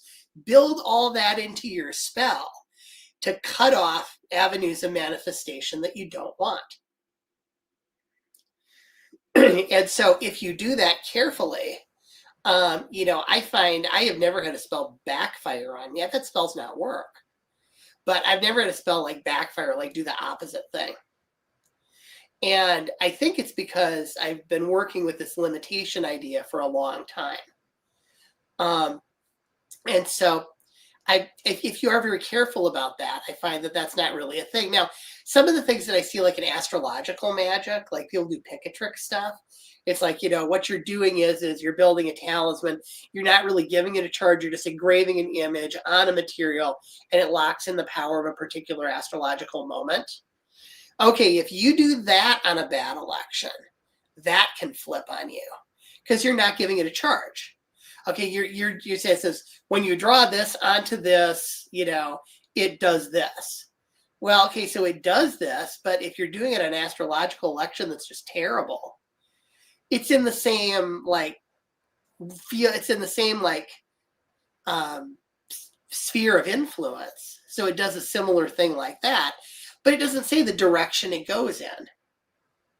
Okay, you need to give a specific charge and always lay out exactly what you want to happen when you're doing practical magic. And if you do that, I find the spell will it'll either do exactly what you tell it to do, or if you do it on like a really bad election, it'll just do nothing. Because a bad election, well, there's like no power available for it, so it just fizzles. But it does not do the reverse. And I find that to be a useful technique for that reason. Yeah, I don't think I've ever had a reverse thing happen, but I've had I'll tell you later off, this personal stuff, but I've had. You can get stuff in ways you don't want. Absolutely. And it conformed to my charge, but it happened this whole other way. And which was bad. I mean, that can certainly happen, the monkey's paw thing. Yeah. I imagine so. All right, there's so many comments. Let's take a little break here and go through some of all these great comments, because thank you everyone for being here today. We've had such a good turnout and very active turnout, which is, it's just, count our blessings, right? It's good to be appreciated. And you're a popular guest you're probably one of my most requested return guests. Oh, that's good. And I just wanted to make sure, it was the right place and time, and this is it. And someone said they saw your presentation in Jason A's Enochian class and enjoyed them very much. So that's Steve, brother Steve. He's a Arcane Research Society member, was at our EnochiaCon here in Vancouver last year. And I think we'll see if we can get him to Austin, Texas. That's the Enochian Masterclass that I did with Jason Newcomb and Aaron Leach. I have that linked on my blog. At the top there, click on Enochian Masterclass if you want to check that out. Very cool. Yeah, definitely always shout out your offerings. People say they're going to EnochiaCon. That's very exciting. Lots of people are excited about that. That's great. The lineup this year is going to be insane. It's only half confirmed, and we're gonna have 16 in-person presenters tops and 6 digital, and online presenters. We like to open that up for a few international people that I can't Sure, that makes afford sense. to. Yeah, I was never planning on doing that originally, but then really big people wanted to do stuff last year, so I was like, yeah, I'm not going to say no to David Rankin and Dr. Chato and Sure. and Joseph Peterson. Oh, sorry, Joseph. Sorry, Joe. Sorry, you missed the boat. No, Joe and I first connected over playing Irish music that we both play, traditional Irish Cool. music. And so I really hope to get him to EnochiaCon in person. He said he wants to go, but he might just have to present online. I know Lon is just doing his presentation online due to, age and it's travels gets harder and harder. Even at my age, it's like, the desire to travel all the time is just not there. You can't do it all the time. Yeah, you can't do it all the time. All right, so going through these great questions people are talking about.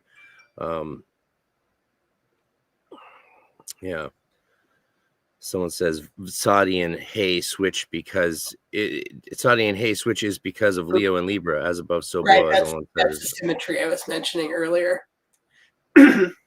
You've got people in the know in the crowd, and someone says Ahad's tarot is not complete. Well, it probably is. I haven't really studied. He died young. He's buried just down the street from me here, and I think he died in his 50s, early 50s. Really sad. He was much younger than Crowley and only outlived him by, I think, like 7 or 8 years or something like that. Yeah, it's too bad. So someone asks, thank you very much for this question. I don't want to bring politics into this. Well, actually, this is this is probably going to be the most appropriate time to ever bring up politics ever on my podcast. So there's a time to do it, and me and Scott are both, nice guys. We can handle it. We're from the era where we discussed things we disagreed with vehemently and then still had a nice day, so we can take it. Can this system be actually used to put a full end to the conflicts that's currently happening in the Middle East? Well, depends on the probability shift involved, which could be very high. On the other hand, if anything can do it, this system can. This is the most effective system of political magic I've ever come across. And so if you want to end the situation there with magic, I would say this is the way to go. However, there are also a huge number of entrenched issues there, huge number of problems. I'm going back to, the whole creation of the state of Israel and Palestine and the war and everything. And I don't really know how I would calculate the probability gradient that would need to be overcome in order to do that. But that being said, I can't think of a better way to do it. I think if anything is going to do it, this system could. Yeah, I'm glad you feel that way, because it's certainly empowering. Even if it wasn't effective as a system of macrocosmic magic, a little empowerment's always good. That's what the detractors say it's all about. But fortunately, we have been around the block too many times to. When you've done magic as long as we have, I mean, when you approach it scientifically, when you record your results, when you look at data, it is obvious that there is a macrocosmic effect. It's not all powerful. That's that. Well, if you're psychic, why can't you win the lottery? Because the probability gradient is too high. But it can accomplish many things within the probability window that it works with. And I think anybody who does this seriously and, has any amount of talent for it will realize fairly quickly that that's the truth. Yeah. Yeah. All right. Here's another good one. I am Pope Paul. Pope Paul. Hello, Pope. The Pope is here from the dead.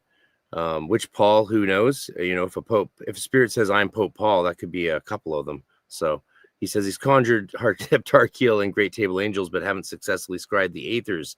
Any advice on scrying the Aethyrs? I mean, that's not the primary focus of your book, but you are a good person to ask that to, because. All right, I'll give you my. Okay, so if you're having trouble, so first of all, Crowley's method is easy. You do like whatever your opening procedure is, you recite the Aether key, and then you just scry, basically. Okay? I mean, it's really simple. Now, in terms of having trouble scrying, There is a wonderful trick that I teach my students, which is this. So if you're scrying and you're not getting anything, you're not seeing anything, you're not perceiving anything. Okay, number one, not everybody can visually scry. Not everybody can sit there with their eyes open and look into a dark mirror and actually see stuff. And I believe it has to do with how your brain works, because I can't naturally do it, but I could do it if I use a binaural light and sound machine on an alpha theta brainwave program for 10 minutes, and then it works just fine. I don't naturally go into that state, despite, having meditated for a very long time. For whatever reason, my brain, it just doesn't click over into vision unless I do this thing with the machine. So not everybody can do that visually, and that's okay, because you don't have to. There are people out there like the Ashen Chasans of the world who are like, you must visually see the spirit for your ritual to be effective. That is not true at all, ever, in my opinion. Enochian spirits that show up in my temple when I'm conjuring them to do stuff, they don't really appear very visibly. If I use a candle as a spell focus, I'll move the candle around some kind of funny ways. That's about the most I see as far as stuff happening in the temple, but then the spell works. So don't get hung up on having to scry things visually. You could do like the spirit vision style scrying, just like close your eyes, visualize a landscape and whatever. And that works just as well as visual scrying. Visual scrying is more like a trick to convince your brain it's more objective, but don't worry about that. So that's number one.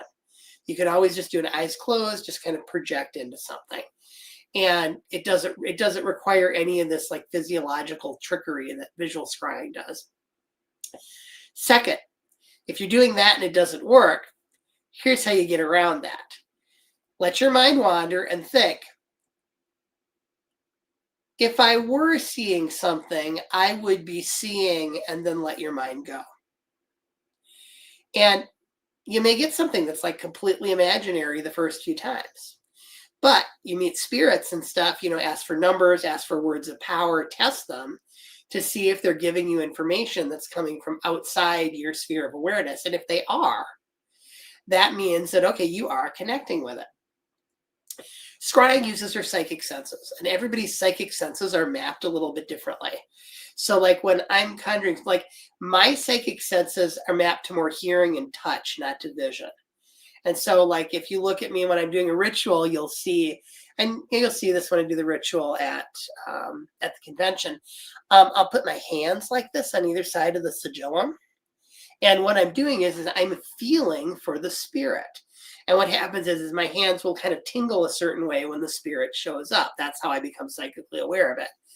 And not everybody needs to do that, but not everybody, because your psychic senses, just based on how you grew up, how your brain works, they get mapped onto different senses. And so it's like, some people are more clairvoyant, some people are more clairaudient, or this like clairkinesthetic, I suppose, that I am, where it's like a feeling in my hands that I get. And I'm just like you, by the way. Yeah, that's feeling. Yeah, that's the other piece of it, is work with the psychic modality that works for you. I mean, figure out how your psychic senses are mapped, and then, just go with that, because that's a good thing to do, because, you're working in harmony with, how your body, how your mind, how your nervous system naturally works. And if you do it that way, you're going to find you have a lot more success than, well, this is the way I do it, and you must do it exactly my way. You must see this and this and this and this. People struggle with that for years. And trying to say that this is how you have to do it, when it's something that's difficult, that a lot of people have a great deal of trouble getting, is a good way to sell books, because they'll keep buying your books and taking your courses. But it's not a good way to train people to do magic. People need to work with the way they are as an embodied being in order to do magic really effectively. And I like to remind people that even the gone but not forgotten Jake Stratton Kent, when asked, said he never saw an apparition. Mm-hmm. He never even saw one. He didn't bother him. It wasn't concern. And then Yeah. after he died, I heard that actually he often worked through spirits by very, very old traditional, or what some might call basic means, using pendulums and things like that. Yeah, Traditional pendulums tools are great. that are tried and true. Yeah. So yeah, wonderful answer to that question. I myself have always been more of a clairsentient, but I've learned how to turn my feelings into images and or Mhm. allow them to become images. So I am good at the visual stuff, but that took a lot. That took years and years of hard work. And Mhm. fortunately, the Golden Dawn is a rigorous system, so it was Mhm. really good at helping me develop that, including removing my access to psychic senses at certain points to bring them back more controlled later on after I'd gone through, just the personal, psychological, and spiritual changes necessary to become a more self-knowing, self-aware person. That really, I think, makes a huge difference in how our senses perceive the world, just like it does as we grow from children to adulthood, and Right. from I mean, adulthood self into awareness is really key to working with this stuff and making it work, because you got to be able to sense, for yourself how this really is working the best, and then have the confidence to go with that. yeah. For example, I used to always trust my senses, all of them, when it came up until lockdown. When it came to the media news, I always just assumed everything that most of the stuff I was hearing was true, and then crisis happened, and I was like, oh, maybe they're not always honest, and I should actually use my own critical thinking once in a while, at least when it comes to the press. I think a Critical lot of thinking is a good thing. it's a it's a dying lost art, It is, perhaps. unfortunately. Yeah, you mentioned AI. Yeah, AI is really contributing to that. I'll just ask Chat GPT. It's always right. It's like Yeah. recently that's really been an issue. I also often have people tell me that I'm wrong because of Wikipedia, and I'm like, Wikipedia is it's great, but it's limited. Like I've never been able to edit any of the things that in the areas of I'm a specialist in, Hmm. where I could Yeah. actually correct basic facts. Like Hmm. I've changed things and added footnotes, and it's a basic fact, and it gets changed back. And I've talked to the editor of the page. Why'd you Hmm. do that? They're like, because I don't like that answer. I'm like, but what you change it back to is wrong. They're like, yeah, but it's what I want to be true. They Yeah, said I right. want it to be true. Just again, like with AI, crowdsourcing can be great, but it can also introduce problems. Yeah. To quote again, as I always do on this podcast, the one and only Michael Scott, the great thing about Wikipedia is anyone can say anything, so you have the best possible information from everyone. Something like that. Mhm. Someone's asking a question that's tricky, maybe, but let's have some fun and go with it. They're asking, Scott, what is your opinion of the Golden Dawn? Do you feel they experienced true primal revelations? It's weird to ask this question when you're talking to a Golden Dawn person, but we're adults. I can probably handle it. The real funny thing about this question is, is the second part, of course. I think we would. What is a true primal revelation? Well, yeah, that would be my immediate question. Now, did okay? And So, primal. What's a a primal revelation as opposed to a regular revelation? couple of things I will say about the Golden Dawn system. I know people who use it and get good results. So, I mean, success is my proof. Okay, this system works. I do think that some tweaks like the operant field and stuff like that, going with the invoking hexagram versus the banishing, is an improvement. But when I tell that story and talk about that method, I like to talk about the story of Copernicus. Because, Copernicus, the heliocentric, and this is going to be in my Thelemic Magic book too. Copernicus, okay, looked at Ptolemaic astronomy and he said, this is ridiculous. These planets, we've got these epicycles that they go back and stuff like this. And we've got like 36 of these epicycles in this Ptolemaic model. And that's ridiculous because you know what? If the planets just went around the sun, retrograde motion could just be explained by the Earth passing the planet, which is, of course, how it really works. He spent his whole life building this system, this heliocentric solar system model. And he finally published it at the end of his life. And the reason he published it at the end of his life was he could only get it down to 38 epicycles. So 2 more epicycles in the Copernican system than in the Ptolemaic system.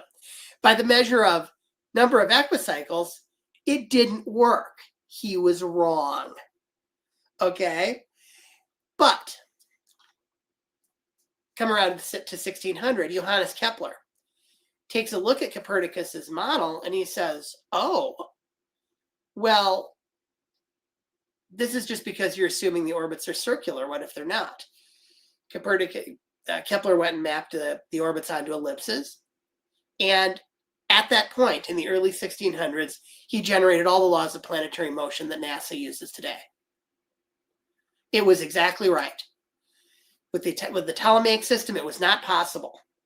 With the Copernican system that had more epicycles, but because it was right about the Earth going around the sun, Kepler was able to do that. So he took a system that didn't work as well, but then turned it into exactly what he wanted. Now, what the Golden Dawn were trying to do was incredible. They were trying to build a system that was generic, that would work with any spirit from any grimoire. And that's amazing. Oh, they use the Tree of Life as a filing cabinet. That's right. To line up attributions and work with any spirit from any grimoire. Now, the fact that it would, and now I am of the opinion that the whole like grimoire revolution, quote unquote, like about 15, 16 years ago, happened because people were using the Golden Dawn system as written with that vanishing hexagram. And they took these grimoires. Well, what if we just do the grimoires without those forms? And oh, look, they work better. So that must mean the Golden Dawn system doesn't work. It does not. It means that banishing lesser hexagram is problematic for working with spirits. Because, okay, and it makes sense if you think about it. Because, all right, you're opening with your banishing pentagram, you're clearing everything. And then you're just going to call in the force you want to work with. Then you're going to like banish the force again. And then you're going to banish hexagram, banish pentagram again. Your spirit is literally only operating for like the 3 minutes between your invoking greater hexagram and your banishing greater hexagram. What if you want the spirit to go for 2 weeks? Well, that's not going to happen because you're macrocosmic banishing at the end of your operation. You make that change. And all of a sudden, the system is glorious. Everything works the way it's supposed to. And it's such a small change. And everything works the way it's supposed to. You'll be very pleased to hear, since I talked to you last, one thing that's been very clear in the development of Golden Dawn studies, which, believe it or not, is still developing, and in a major way now. I mean, we only just recently got out last year the original initiations published for the first time ever. Yeah. A lot of people like, they were already posted by Rigardi. No, those were the Stella Mazzina ones. Now, that doesn't mean that the original ones are necessarily better. This will shock a lot of people. The Temple of Solomon, the King, but not necessarily in a form that you could do them. So, yeah. Yeah, but you'll be pleased to hear that one thing we've discovered for sure, that I think we've almost all agreed on at this point, is that the banishing forms of the pentagram and hexagram rituals were actually, by the original Golden Dawn, rarely done. And that makes sense, doesn't it? So the banishing form of the pentagram, they actually only did like one really necessary. If they'd never worked in a certain space before, they would start with an LBRP. But generally, it was the invoking forms they did, and they rarely banished after operations because, as you would expect, that's going to get rid of a lot of the stuff that you just invoked. Yeah. So it's actually the modern practitioners that fucked it up. Yeah, Rigardi himself said like the people who initiated him were inepti and they didn't really understand what they were doing. So they easily could have told him wrong and it made it into those sources. But yeah, I think Tony Fuller in his historical studies recently has published some revisions of the Rigardi stuff as well, and I think he has a major piece coming down the pipes. Okay. Let's hope. So one thing that's actually we've seen, and I hate to say this because we're all fans of Rigardi, but he might have said that to justify his publishing, because we have a letter now, and I can send you the picture of the actual letter written by Rigardi, where he even says he believes like a fire or a major loss of his property he thinks might have been the result of his publishing those materials later in life. Okay. And so he actually might have seen himself as regretting that. according to this letter. I'll send you the letter so you can read it, because it's a fun read anyway. I'd be interested in seeing that. So could be because there's a lot of evidence that the temple Regardie joined was actually going very strong, and they really did know what they were doing. He just didn't want to stick around long enough to learn it, and then he tried to become the secretary of the Fade Ra temple, and they're like, "Well, you just took all this stuff from the England temple, and now you want to come be our secretary? No, thank you." Right. And he refused to meet up with the Enochian expert from New Zealand, who happened to be while he was in London when Regardie was also there. Regardie wouldn't even meet with him. So we still have a very unclear picture of really what Regardie's thinking was, but it's getting a bit clearer, seeing some of his later in life regrets. And also as we learn more from, people who love the GD tradition, we keep researching, we keep finding new manuscripts, and more importantly, like Melissa Seams just put out this beautiful book that's massive, all color pages of the Horus Temple, which is the smallest temple in the GD tradition history. But it's the pictures from it are showing all kinds of new things that and helping us chart the development of how the use of color was used in diagrams, when it came in and when it was taken out, and all kinds of stuff. So we still have a lot to learn, and that's why it's just more exciting now than ever to even be doing all this stuff. We're very blessed. Someone says something quite inflammatory. I want to say though, before I post this, when I've had Ashen Chassan twice on the pod, because I asked him about because I was quite perturbed by the "you must see the spirit" thing, and I was like, is it true you must see the spirit? And he said, well, actually the grimoires warn against requiring to see the spirit. Okay. Right. I was like, oh, really? He's like, yeah. I haven't really studied his work. My comments are based on some online comments he made years ago, so they may not be accurate at this point.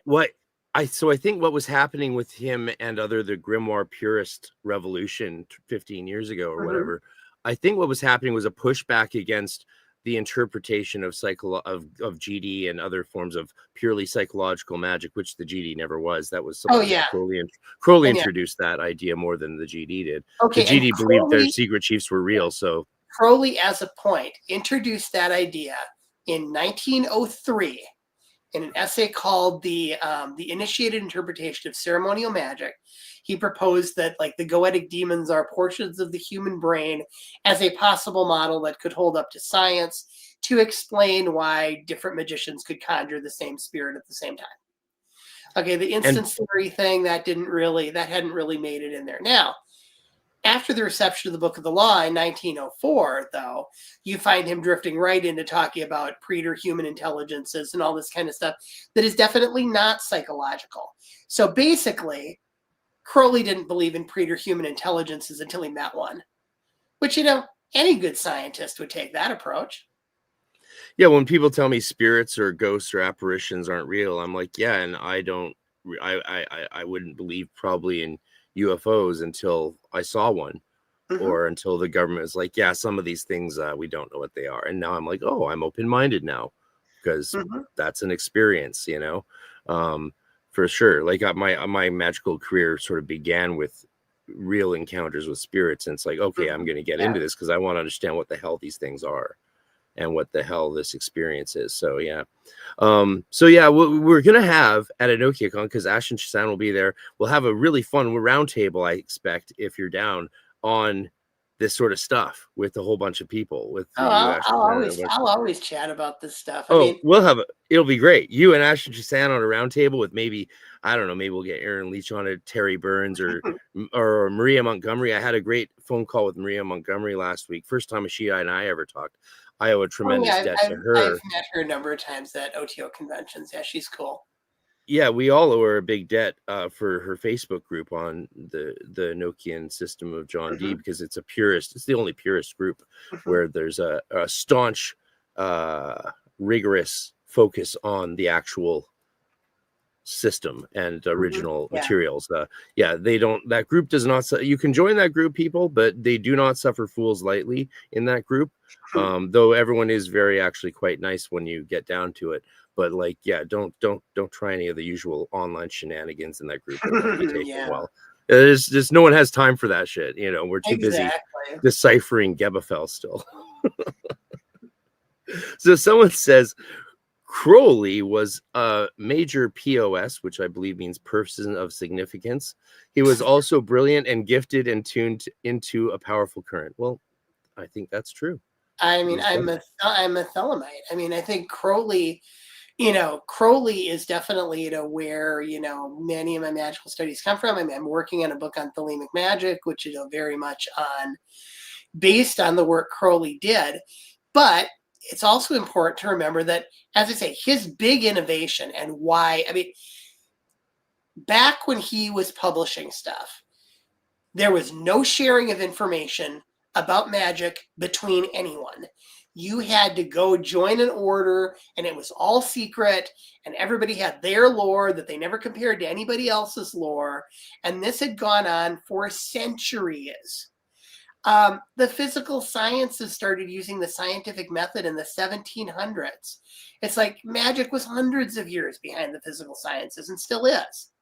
Okay, because of that secrecy was what killed it. I mean, there is the issue of consciousness being a variable, but imagine if you had formal scientific investigation and peer review from 1700 forward in magic, where we would be today. Crowley was the guy who said, hey, this is dumb.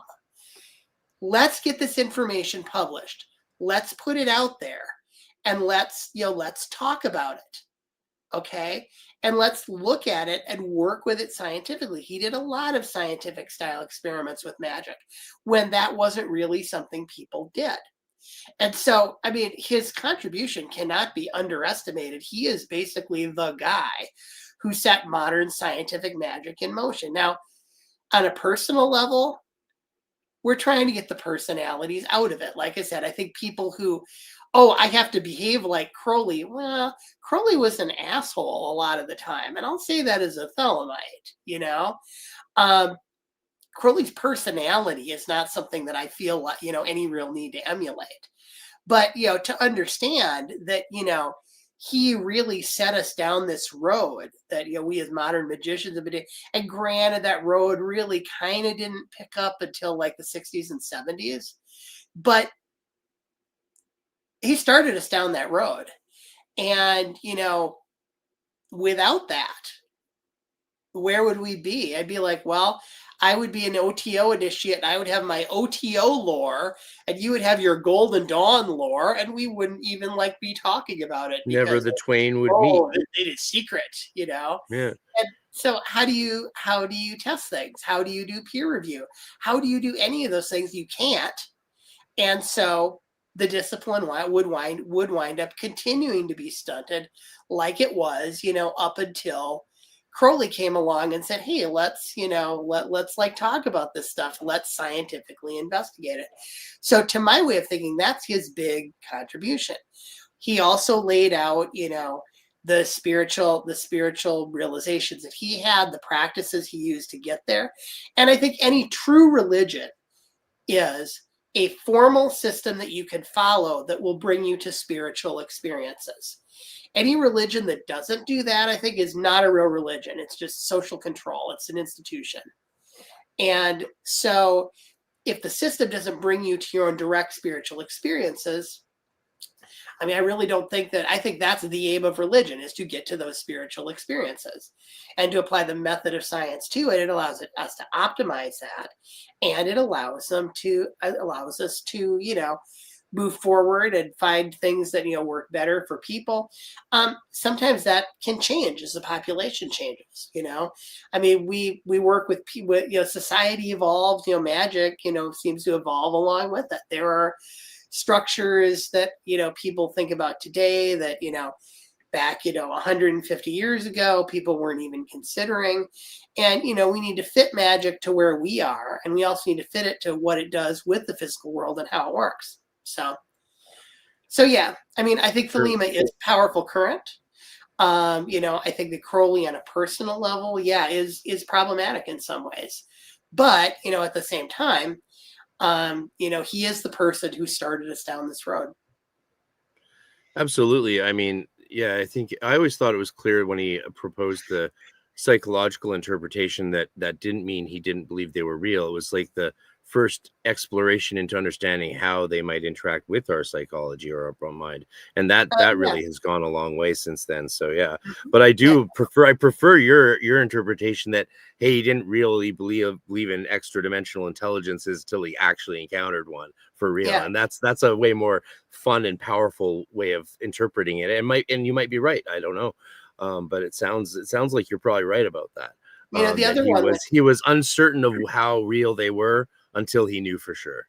Yeah, the other one that psychologizers like to quote is, he goes through his definition of magic, and magic theory practice, and any intentional act is a magical act. So I'm doing a magical operation when I write a letter to someone with implements like a pen and paper, and I call on postal carriers to send it off. Everybody knows that definition of magic. Not everybody knows his second definition of magic, which is in chapter 1 of Magic Without Tears, that was written later in his life, which is, and I'm not quoting this exactly, but it is the use of forces subtler than the ordinary physical and mechanical that are in some way accessible to initiates. That's pretty close to it. So he definitely was talking about paranormal powers at that point. He was not talking about psychology. Yeah, that's undeniable.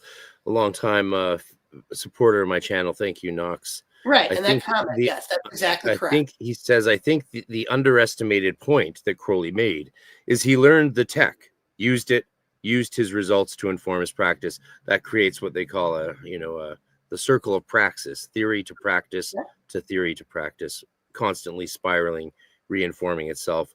We could maybe call it the Hermetic hermeneutics. There you go. There's a $5 word for y'all. Someone's criticizing the Aurum Solis as just aesthetic but not effective. I know. Aurum Solis pentagrams. You know what? Let me tell you my Aurum Solis pentagram story. Wow, I didn't think this would come. I was just going to flash this one by. No, seriously. I heard about the Aurum Solis. Okay, so the system Blast we off, do baby. has that complicated arrangement of pentagrams, right?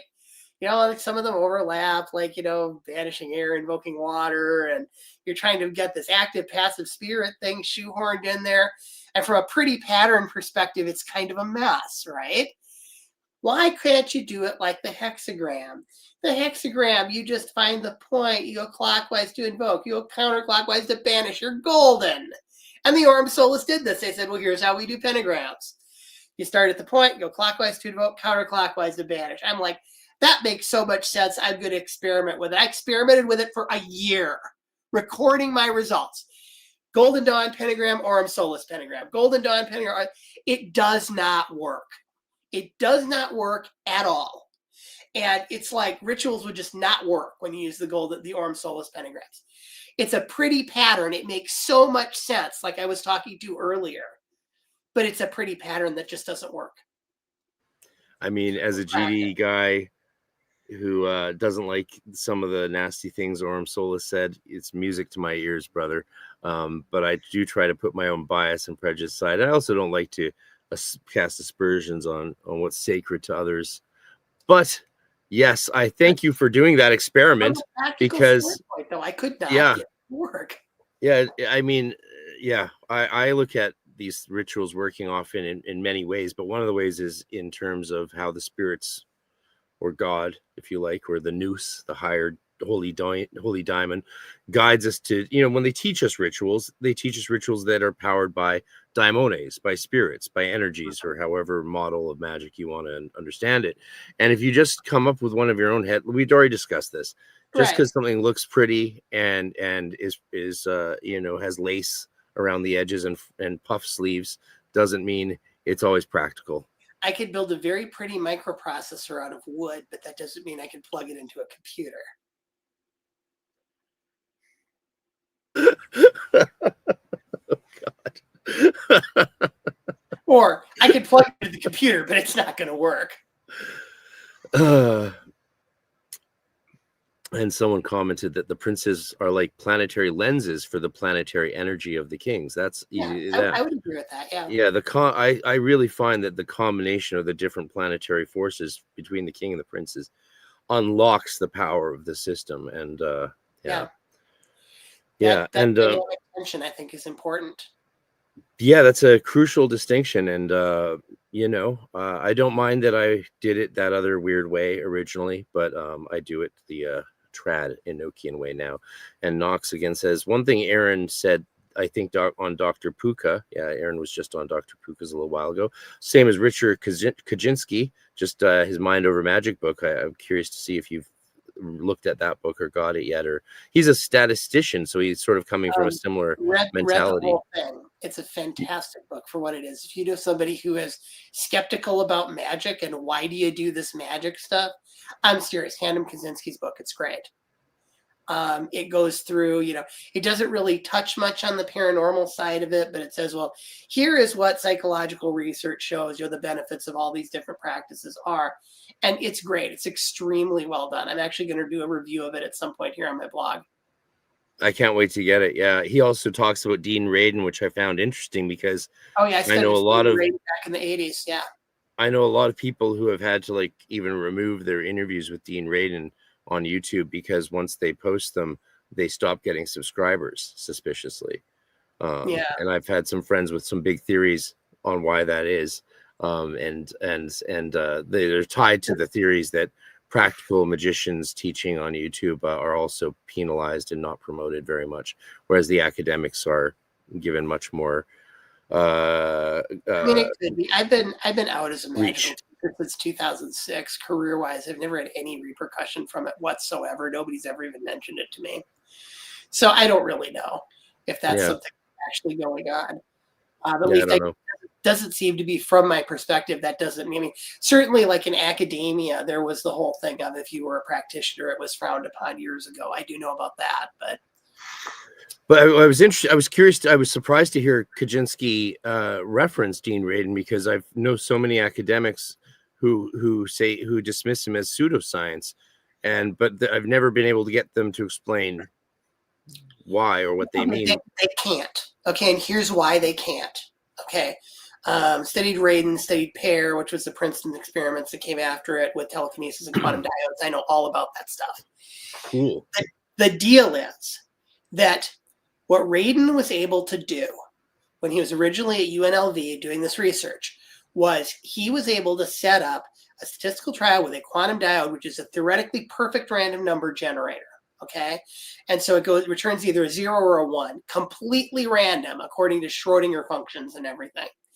And what he did was he would have people sit down and say, all right, try to influence the diode in this direction.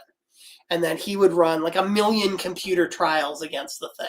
And it was like the same number. He was not compiling his data and then getting to a point and then stopping.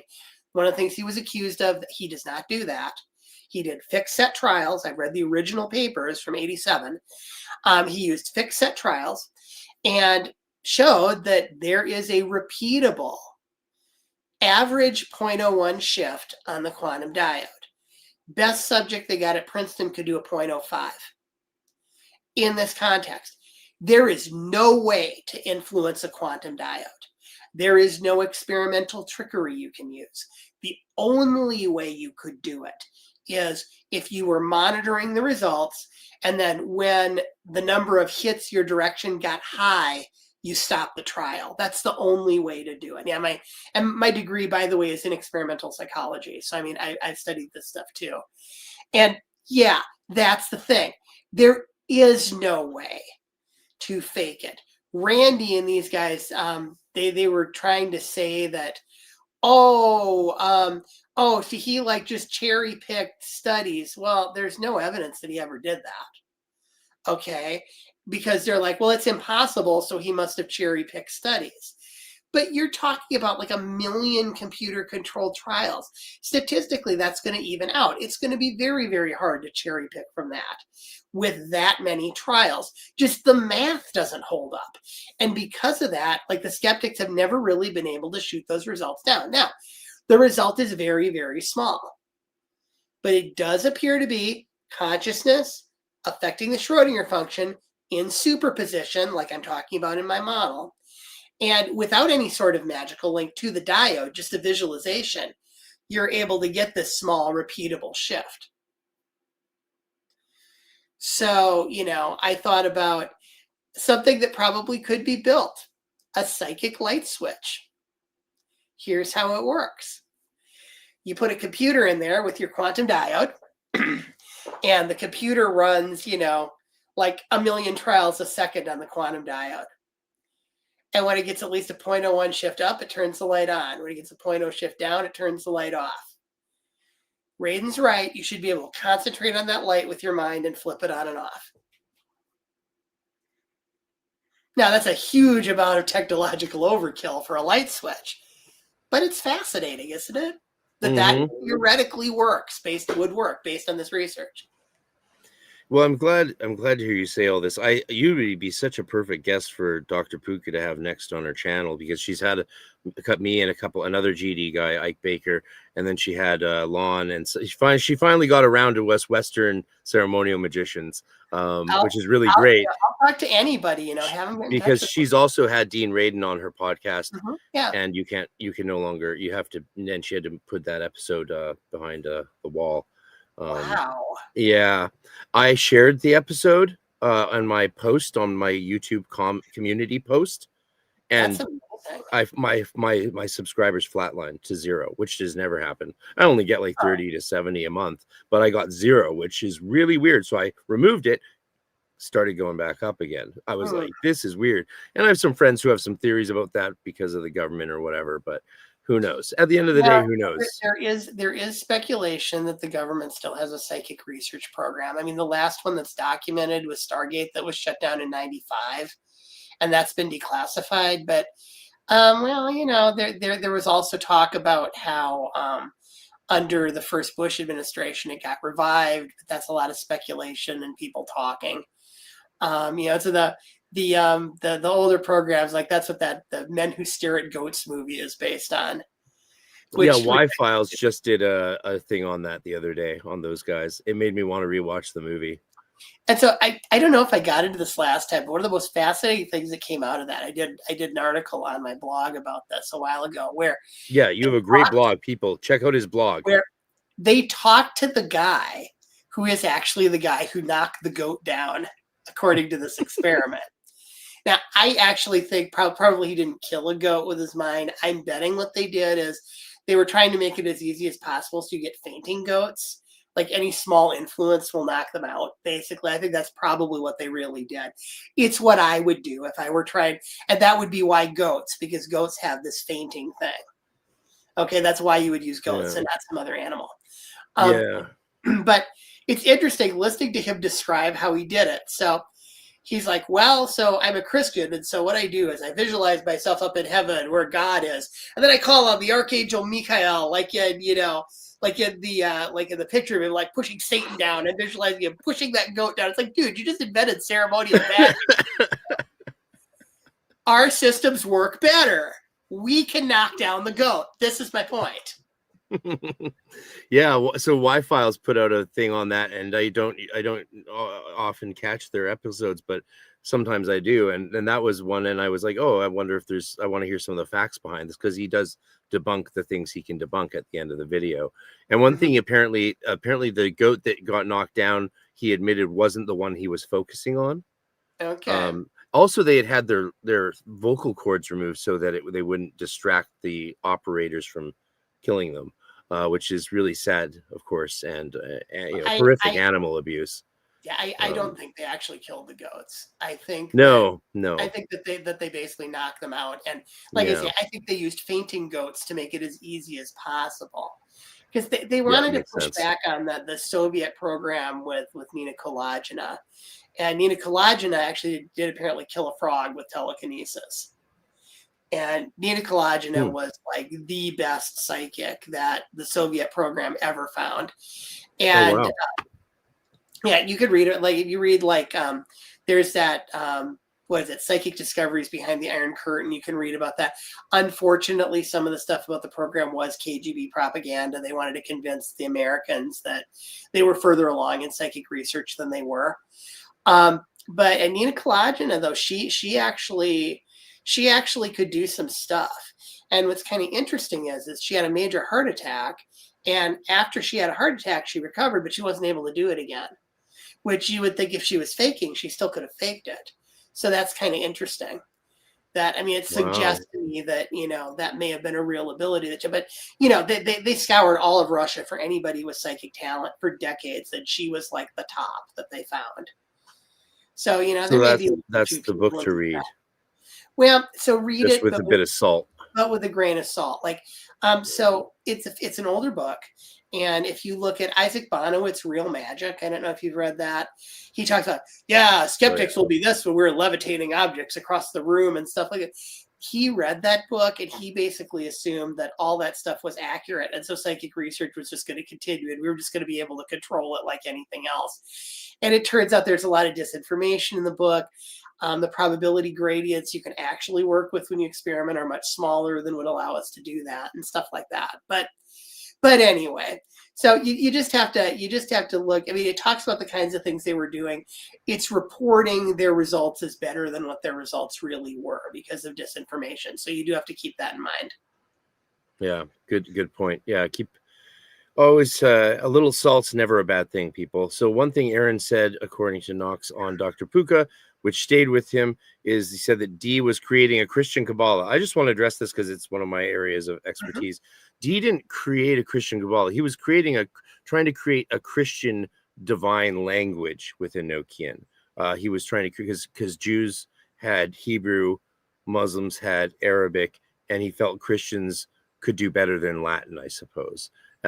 Christian Kabbalah wasn't something Dee created. It was something Dee learned from Johann Reuchlin, Pico Delamere, Giovanni Pico, and the other Christian Kabbalists, Ludovico Lazzarelli, more or less. So yeah, but it was the language that Dee wanted to create a Christian language with Enochian. Yeah, and a lot of that material wound up getting put into Agrippa's 3 books, which we know that Agrippa talks a lot about, like proto-Christian Kabbalah ideas, and I mean Agrippa was one of Dee's big sources. I mean, there's specific references in the diaries to that. Yeah, and I think like your whole argument with the Ordo Dispersi and the tribes in their correspondence to the zodiac, that's a really important point that obviously informs my Enochian practice post GD. So that's a good one. Here's a great question from the Pope. The Pope has returned to say, how would you compare the speed and efficacy of the Enochian, Heptarchial, Great Table, and the Heirs angels to other types like the Shem angels? I assume you have probably done some work at least with the Shem angels. So the Enochian is my go-to system. It is very fast. It is very effective. If I need to do something, I'll do it with the Enochian. That being said, I have worked with the Shem angel, and they are also quite powerful. The Shem system works pretty well. I don't think I put it quite on par with Enochian at this point, but I've done far fewer operations with it. I would say that the operations I've done with it have been successful with the Shem system. So it is possible that, I could at some point in the future wind up with a bigger data set that would allow me to compare better. Generally, I find if I really need something to happen, though, I'll go with the Enochian. Yeah, I've done a ton of work with Shem. Shem and Enochian are probably the two most things I've worked with. Yeah, I would say like Shem angels, to me, they are a bit more, I consider Enochian to be more in Malkut, whereas I consider the Shem angels to be a bit more celestial. But that even then, I don't like to use Kabbalistic terms to so much describe beings in reality. They're great for, like you say, as a filing cabinet for understanding influences and sympathies. But as far as describing the metaphysics of what actually is, let's remember the map is not the territory or the terrain. But I mean, it is clear if you look at the map of the Heirs, with the Great Table, like you got that square in the center of the cross. It's pretty obviously the Great Table. Then you got the 4 parts out, then the 3 parts up. I mean, Crowley talks about this. I think his analysis is basically correct that that spans kind of the same space as the Tree of Life does. So you can kind of equate, the 30th Aether with Malkut and the 1st Aether with Kether. And then Crowley does some other stuff where it's like everything below is like the Malkut to the tree above it, and that gets more complicated. But it does seem like the Aethers, they span that. So, if you're working with the Angels of the Heirs, you're working, a little bit higher up. If you're working with the Great Table, you are pretty much working with stuff that would be associated with Malkut. And the Heptarchia, I mean, the planetary angels, I mean, if you look at the Tree of Life setup, they're more like, Yetzirah, so they're kind of like a mediator between the element and the zodiac sign. I mean, zodiac sign can be thought of as a combination of planet, element, modality. So yeah, I mean, I think that certainly looking at the Great Table in that regard, I think that that is probably accurate. Yeah, interesting. And when I think of like, so like, I just think of it in the full tree in Malkut. When I say just in Malkut, I mean like, yeah. And that's where this stuff gets like helpful for organization and contemplation, not so helpful if you're actually trying to propose a metaphysics or of objective reality. Yeah. Someone here asked a question for me. They are asking, I know what this is in relation. Was it a Christian college? The one I was trying to get, a teacher tried to get me kicked out. It was UBC, the University of British Columbia, but they're asking that because it was a seminary. Now, this is just a point I want to make because a lot of magicians don't know this. So seminary is a casual term for what I went to. Technically, it would be called a theological college because it had academic accreditation and it was at a university. And it was the same as any other grad school department. So we took classes interspersed with the other ones, with the ancient Near Eastern studies department, with the religious studies department. Yeah. But the reason that's an important thing is because a seminary can also be a non-academic institution designed just to train one denomination, like evangelical or Roman Catholic, and they may or may not actually be a graduate school. So I say seminary is a shorthand because it's quicker and easier than saying theological college. There you go, people. Fun facts about religious education for y'all. And people are just happy to see you here, man. Great to see Scott around here. Your field, a ritual approach just makes so much sense. Thank you for all the magical instructions. And I agree. Thank you so much. That's great. I mean, I love teaching. I love it when people use my stuff. I love it when they get good results. So that's really good to hear.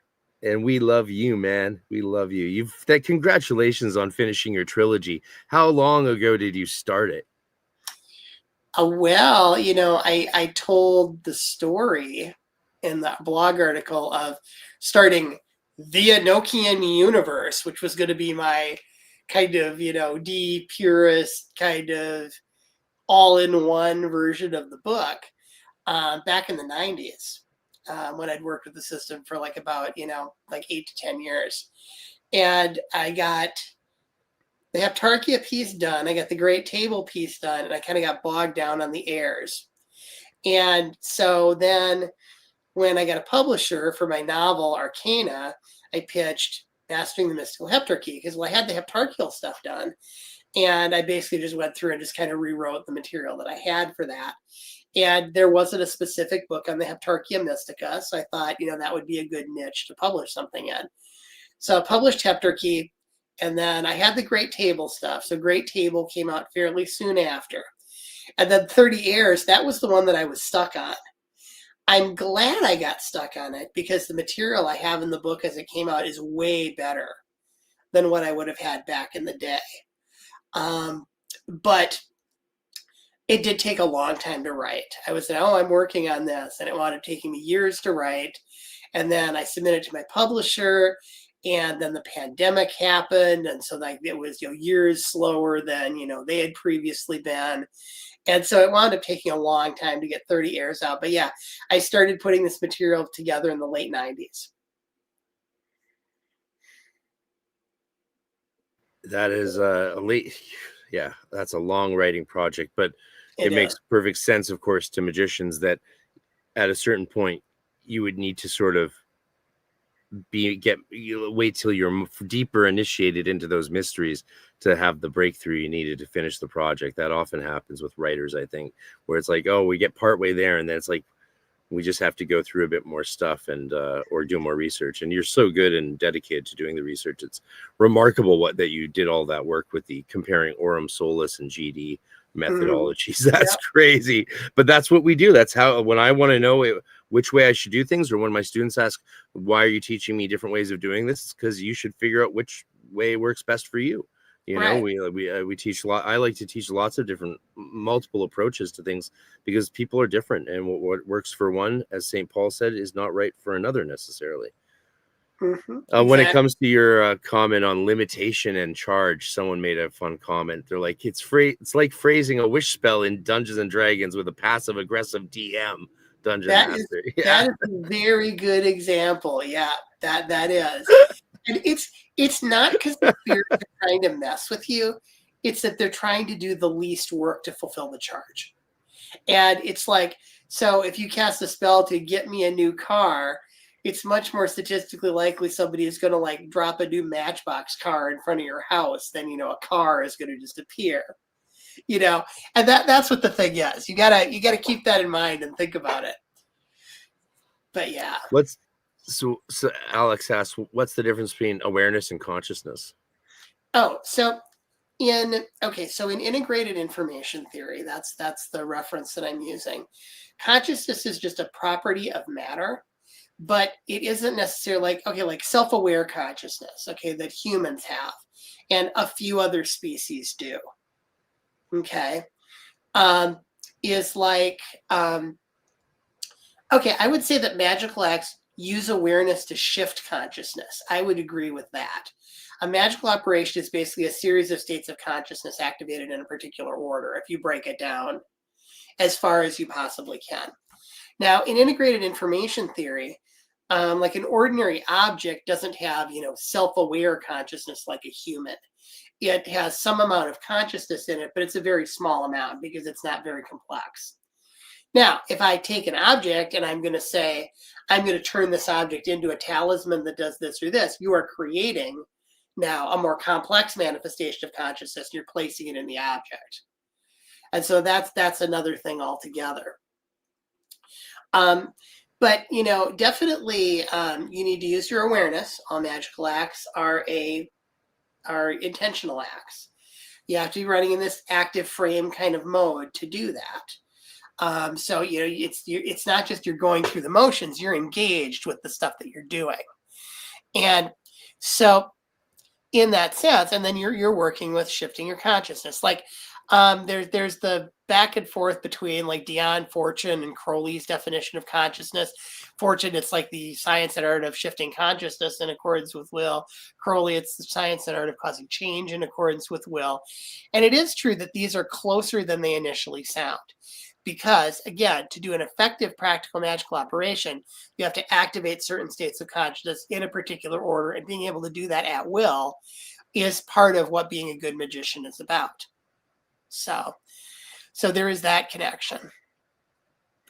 Excellent answers. So we're coming towards the end here because I don't think Scott wants to go too much beyond 3 hours, but I think we can do another few minutes. I'm going to put the comments on the screen so people can say how much they appreciate you and you can see it all. But if there's any last super chats to help me keep this podcast going, I appreciate it, guys. This live streaming software is not cheap, and I appreciate the support. So someone wants to share that their only metaphysical experience they had was when they opened and started reading the book 777. And they were introduced to the spirits of that book. That's wonderful. 777's that's a good resource. Fun book. That's a fun book. It's adapted out of Sefer Sephiroth, which Mathers gave to Crowley to publish for him, along with some other manuscripts, because Mathers was short on change, shall we say, at that time, being cut off by Annie Horniman. Thought crime, so simple yet crazy. I don't think you misquoted Father Leach. I think he might have misspoke, or we're both misremembering. Either way, so yeah, thanks for the comments and everybody, and yeah, we are coming towards the end here, but yeah, thank you, Scott, for being here. Is there any things that you think I should have asked you about the airs or the practice of that? Well, really, I'm people work with the system. I'm interested in hearing what their results are. You could send me a comment on the blog. There's places where you could do that. That's ananael.blogspot.com. I'm sure it's linked around here someplace. I'll put it right here in the comments. Ananael. ANANAEL. Got it. Blogspot.com. Yeah. And, you can get a hold of me there. You can ask me questions there. I try to answer questions in a timely manner. I'm going to have a lot going on, but, comments on there are moderated. So if you post a comment, you don't see it right away. I have to see it before it comes up because unfortunately we were getting spammed by like a bunch of commercial stuff, and it's a thing. So, but yeah, I'm happy to answer questions. I'm happy to teach this stuff. I love teaching this stuff, and I would love to hear about other people's experiences with it.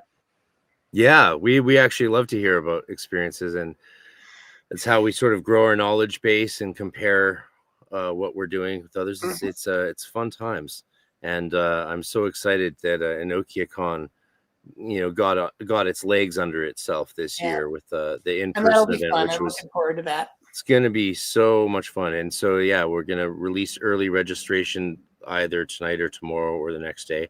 And the workshops have limited space. So sign up early and you can reserve your spot in the workshops because they are in a smaller room and we can't have everyone in them.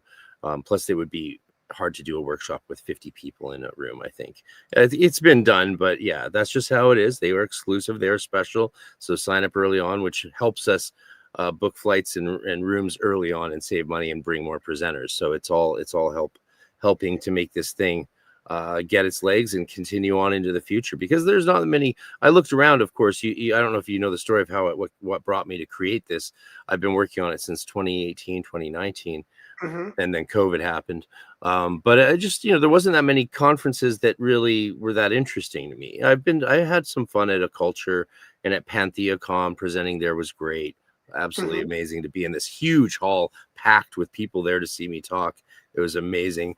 But a lot of conferences, they try to do everything, and that can be okay, but I wanted one that was focused on exactly the things I like, and I was Hmm. willing to put my own money into that instead of spend $5,000 traveling somewhere. Just put it into that as base funding and Well, see that's if we awesome. can kickstart the rest through just people joining and becoming members. And it worked. So thank you everyone to helping make EnochiaCon work. And we got a workshop. I'm flying in Terry Burns next week for a practical and theoretical Enochian day here for members to attend in person and or online, or online, not and or online. And so, yeah, we're all coming together because a lot of us, Terry Burns, probably not in person, but maybe she's been around a long time as well in the field. Yeah, And I know of her. I haven't met her. yeah. Oh, you're gonna love her. Oh my God, you're gonna love her. I think that's my guess, because she's just been such a big part of the Facebook Enochian group, like you Hmm. have and others, and bringing us all together is fun. It worked out perfectly well in Vancouver. I think it'll work out just as well in Austin with even more people, and we'll have a sandwich bar for lunch in the dining area so that people don't have to disperse, so they can hang out for a couple hours each day Hmm. and have lunch together. And maybe we'll have some acoustic music going on and just good times, good vibes, Sounds great. good people. Yeah, it was kind of a love fest last year, just in people getting to see each other, even though we come from often disparate traditions that or disparate orders. I think last EnochiaCon, brother, there was a Golden Dawn members from 8 different orders from the Wow. States. None of the Canadian orders represented, other than myself being Okay. there. But the Americans came up, so Mhm. thank you to the and to all you Canadians who don't want to go to America next year. Americans came for us to Canada and infused our economy and showed their love and support. So if you don't want to go to America these days, I get it. But you know what? It's we that make the difference. And if Americans can come to Vancouver, the most expensive city in the world, some say, last summer, and help us and show their moral support for our country, we could maybe do the same. It's cheaper down there. It's Texas. What's not to love? Rattlesnakes and cowboy boots. I don't know. I've never been there, so I'm just making this up. I'm Yeah, sure we'll have a I was great. in Austin once for one of the national OTO conventions, but it was in the middle of summer, and it was 117 degrees. That's why we're doing it in November. November is a much better Yeah. time. Yeah, I don't know when we'll do the Prague one in 2027. It'll be based more on availability of the Mhm. venue and the hotel. And yeah, so yeah, what can I say? It'll be good. We've time flies with you all the time, and there's but I do feel like we hit on a lot of the main stuff. I really do feel like I think I got all my questions I had prepared. I've been up early rereading your all the chapters of your book, and Okay. yeah, oh yeah, I prepared, and I was just but I've also had years to prepare for this, as I just mainly by growing my own practice, using your work and the Yeah. works of others to come up, because as a Christian, what's exciting for me about the original Dee and Kelly system Mhm. is that it's super Christian. Yeah. Right. So I'm now, instead of doing pentagrams, I'm like praying to Jesus, doing the penitential psalms, mea culpa, mea culpa. You know, I can throw in any Christian liturgy or religiosity I want into it, and it's Yeah. completely at home. Yeah, There's Dee no would have no no rabbi problem. saying you're destroying our three-lettered names and turning them into Mhm. angels of Shem HaMephoresh and chanting it in a satanic ritual, which the Satanic Bible has you do. Mhm. And you know, so there with Enochian, though, there's none of that. It's purely a Right. Christian production that is so awesome and powerful, it doesn't even need Jesus, apparently. Mhm. Go figure. I mean, it does for me, but it doesn't necessarily for you. Right. You could even say I tell people to say, if they don't want to say Jesus, say the Enochian name for God, right?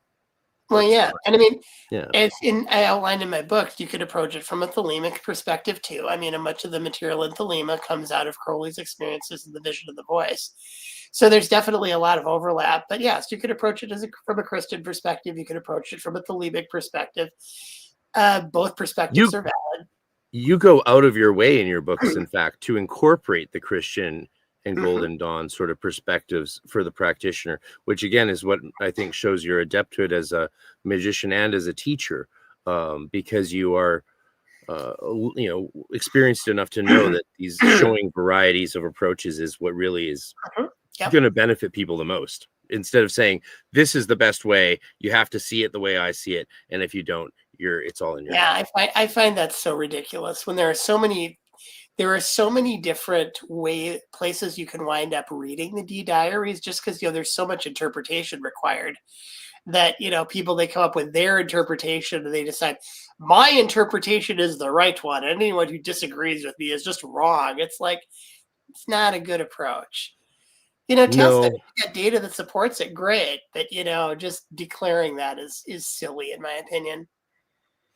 yeah, I think it conflates our own mind with God, and it's like reality and nature is far too vast and complex for us to think that we have a perfect understanding of it and can make up the rules as we experience them. You know, we Mhm. experience so little of reality, where all we can do is sort of do our best to play the game Yep, we do what we and can. yeah, make the best of our time here.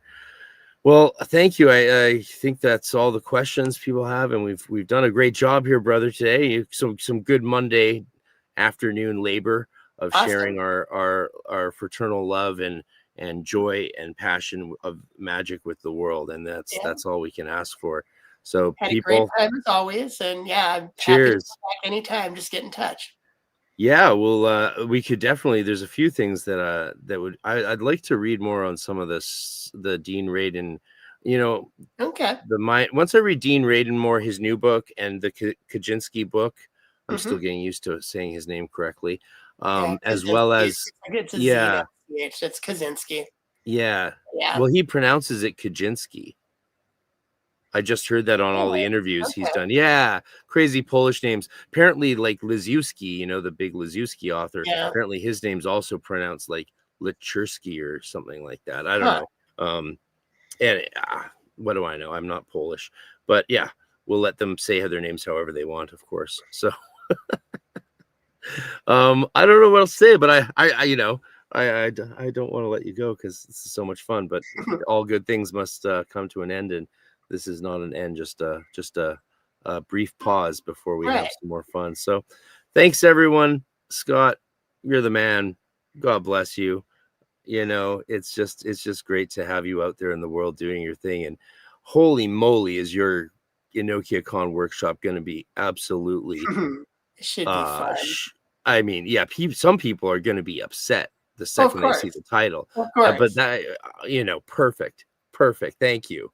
I mean, If what they don't better want to way? be rich, they don't have to be rich. The more people bitch Yeah, about it, the more free advertising it is. you're right.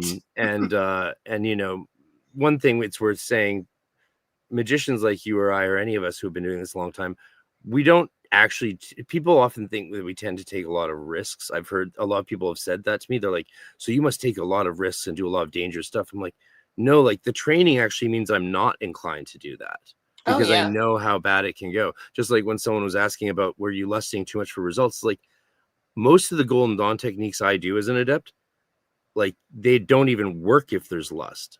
Like Mhm. you, because I'm going up to a place where I barely feel human anymore, let alone lustful. I'm entering into the higher mind, letting my daimon and my nous take over. And And at I that point, think, you don't care what happens. You're like, actually, I don't even care about doing magic anymore. I could just die, but I'm in the middle of an operation, so I may as yeah, well I'll finish it I first mean, and the then deal is reconnect. the deal is to shut down obsession. I mean, Yeah. obsession with results.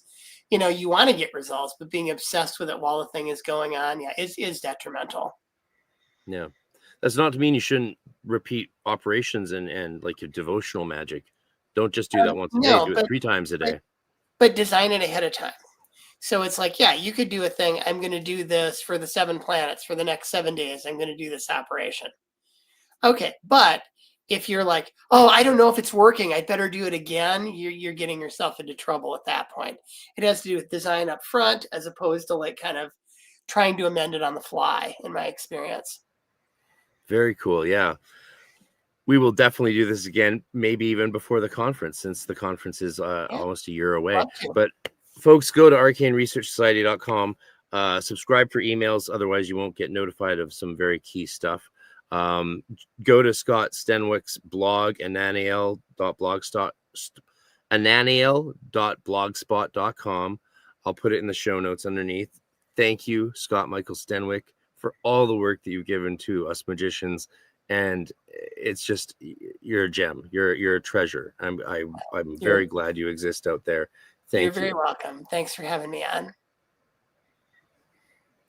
See you all soon.